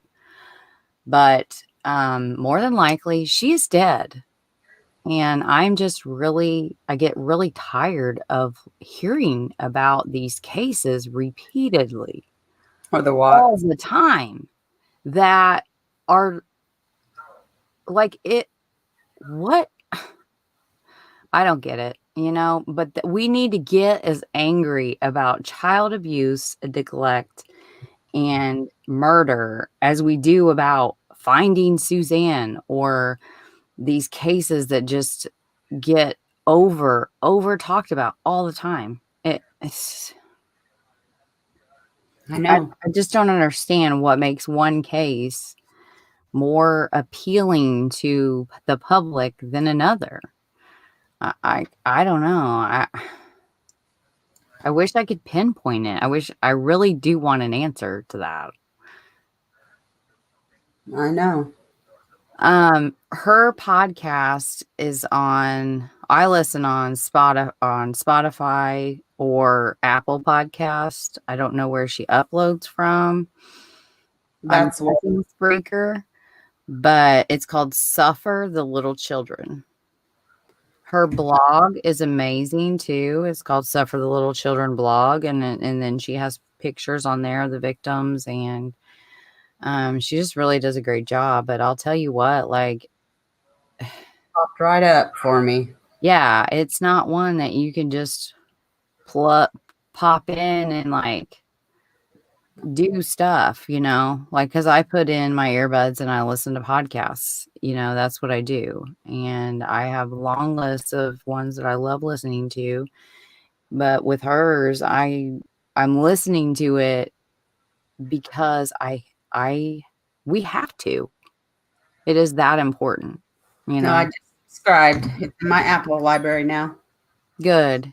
Everyone should. And I've met a lot of really cool podcasters over on Twitter, and I'm getting ready I'm waiting because I have family members that have worked in the big, huge, really kind of world known hospital here in Indy. For between the two of them, they've got 40 years of experience in um, pediatric ERs and NICUs and all things horrific in child cases. They've seen a lot. And so Jacob Landon is his name. He is a 9-month-old baby that will be my next series on the podcast. It'll be probably a mini series because I can't do it justice. His brother, now grown, he is a podcaster. It's called True Consequences. His name is Eric Lindeen, and he is amazing. He's got one of the biggest hearts, and you can literally feel it coming through his podcast. He has a great podcast. And he reached out to a bunch of people on Twitter begging them to cover his brother's case. So for the Little Children has covered his case, Jacob Landon. And when I listened to his episode, it was like, dude, like, I don't know how much more I could even offer. It's so raw, the emotion that him and his mother have when they are talking about his little brother and her baby. And what happened in this tragic story, and what to me looks like clear-cut murder, straight up murder, of a baby. And I have a case file on this when it's 158 pages. I am going to be sending it to my family members, and I'm not telling them anything about the case, and I'm not sending them the police reports, just the medical reports and autopsy report, because I want to hear I want them to tell me from a medical professional, like, what am I reading here? And not just Occam's razoring it like I would, or, Googling it for myself. So they're just like me. So I'm guessing that they're going to take a while, and I have to figure out how to separate the PDF to send them just the pages that I want them to have, because I can't figure out how to do it. So, I sent some screenshots, and my aunt was like, no, you're going to have to figure it out because I am old and I can't read these. So somebody help me. I need to know how to divide a PDF up into like 2 PDFs. Well, I don't know how to do that. I'm sorry. Literally, I am just so inept with computers. Van Nosy says it's easy on a Mac. Well, I hate this Mac. Don't ever buy a Mac. It is so not like a computer. It's not like a laptop at all. Like, I can't even find the recycle bin to get rid of stuff off of this thing, because it's like having a giant cell phone, not a computer. I don't know how to work it at all. That's what I was afraid of. And it's not easy on a Mac. It's not easy on a HP. It's not easy on whatever you give me. It is not easy for me. I hate it. I almost bought a Mac when I had to get a new computer, but I didn't. You could have seen him, Ange, that day. He was helping me, with my audio recording. You know how much time I spend on editing for the podcast. We've talked about it many times. I'm talking hundreds of hours. And he literally had run it through 3 different things in a matter of 20 minutes that made it. I mean, it was like a miracle happened. Like, some people are just so skilled when it comes to that kind of stuff, and I'm just not one of them. I'm just not. I know. So I'm told, Jerry, I'm going to call in when Mel is done. Okay, cool. Yeah, whenever. Who is? Watcher on the Wall. Oh, cool. Yeah, like, awesome. I just wish I could make my own intros and videos, and I can't even make a picture. Like, you made that one picture for me, and it was so awesome. I know. You got to figure out how to use the right one. I've sent you like all the. I did make one iMovie video on my iPhone, but it's of, and I'll have to show you. It's of It's just a short video with my grandkids, and I don't even know how I did it, but I can't figure out how to do it on my computer. So, Right. but I wouldn't know. But I wouldn't know how to do it on my YouTube, like to Oh, make wow. it go into my YouTube. You I know, don't like have a clue. I've incognito tried. I as an don't know how. intro. I wouldn't know how to do anything like that. So, still does me Oh, no. Cher is here. Cher, randomly, literally, like out of the blue. I just thought I would mention this to you, so I see you in the chat. Kimberly, Ray's quote friend, sent me a response to my message from back in April, asking when we can meet. May, June, July, August, September, October, November. Oh, So 7 months later, I don't know. I don't know if she sent it to the wrong person or what. Like, I reached out to her several times on Messenger and then in messages, but I didn't hear. But I did. I finally heard back from her, but I didn't respond because I was like, not. I was being petty. But if you have any information as to that, share, please call me.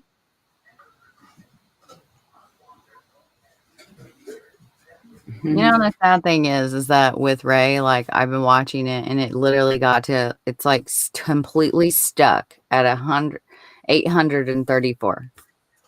Like it's just, I don't know what it is today, but it's just like been stuck at like this one number, 34 or 36 for like so long. It's so frustrating because on change.org, I kind of get like that too. Like how I get on other cases, you're just like, oh my God, like what am I doing wrong? Like, how does something so poorly written and literally not doesn't come close to the injustice of like what's happened to Ray Hainish? It's like open our schools, a petition for like a stupid school, and it's got millions of signatures on it. You're just like, what? Like, why can't Ray have that? Hasn't enough been taken away from Ray? Made another rhyme. Like, why can't Ray have that to where we get so many signatures that they have to do something? That's what exactly. change.org is for. That's what it's for. And like, here we are, like this horrendous case, and it's just been stuck at 834. Kimberly reached out to me, Cher, just like 7 months later, and all it said was, when can we meet? I literally, like, I messaged her back in April and never got a response on any social media or her cell or anything. And so I was just wondering, was it a mistake? Like, is there something new with Ray's case that she would be reaching out right now? I don't know, Jerry. I literally don't know. I don't know what it's going to take.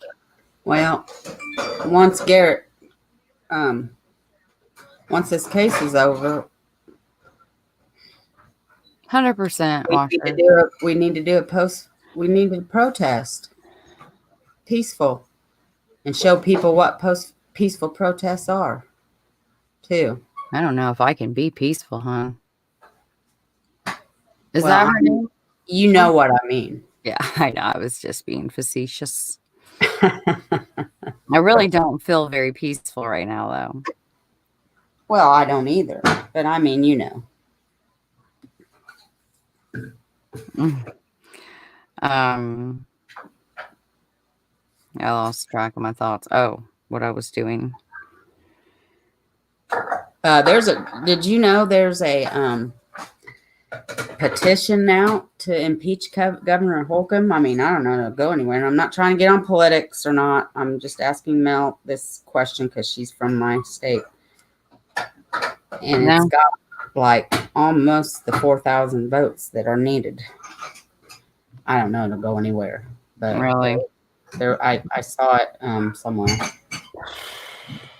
Wow. Well, I'm sure it was on change. I think I did see it come across my Twitter feed. But it's a petition on change.org. It's like brand new too. So it's like already like 4,000. So that's cool.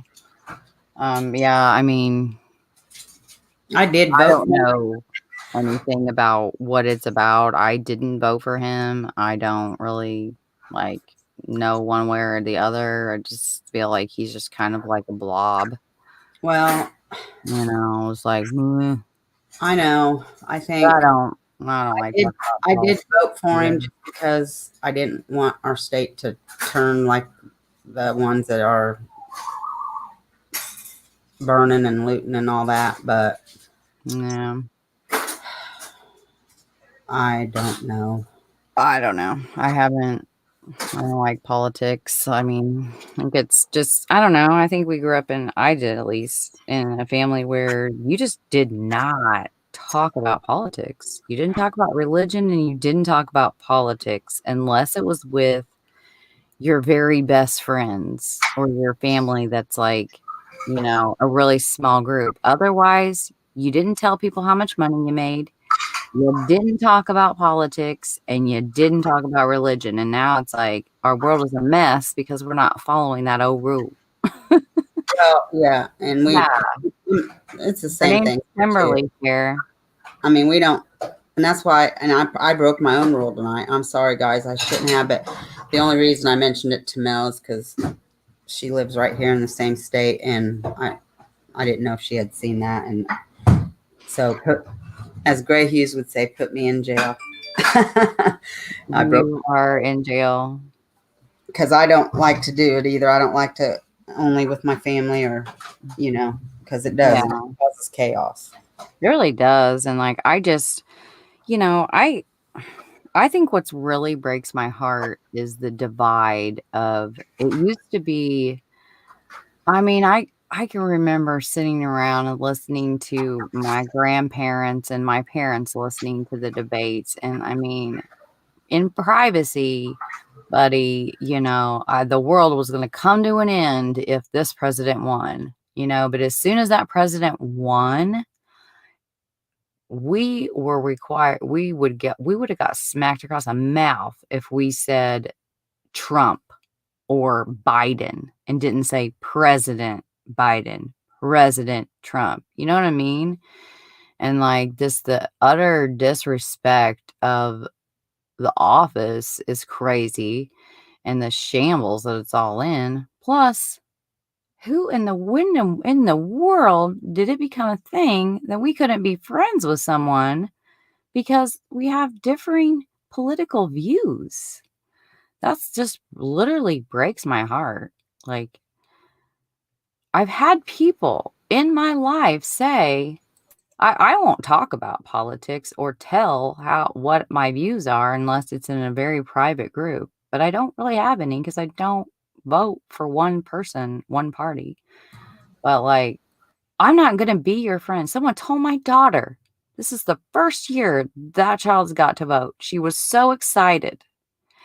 And someone that she loves dearly told her, didn't even know who she voted for, and literally said, if you voted for Trump, he was no longer going to speak to her and was going to delete her from his life because she voted against his rights.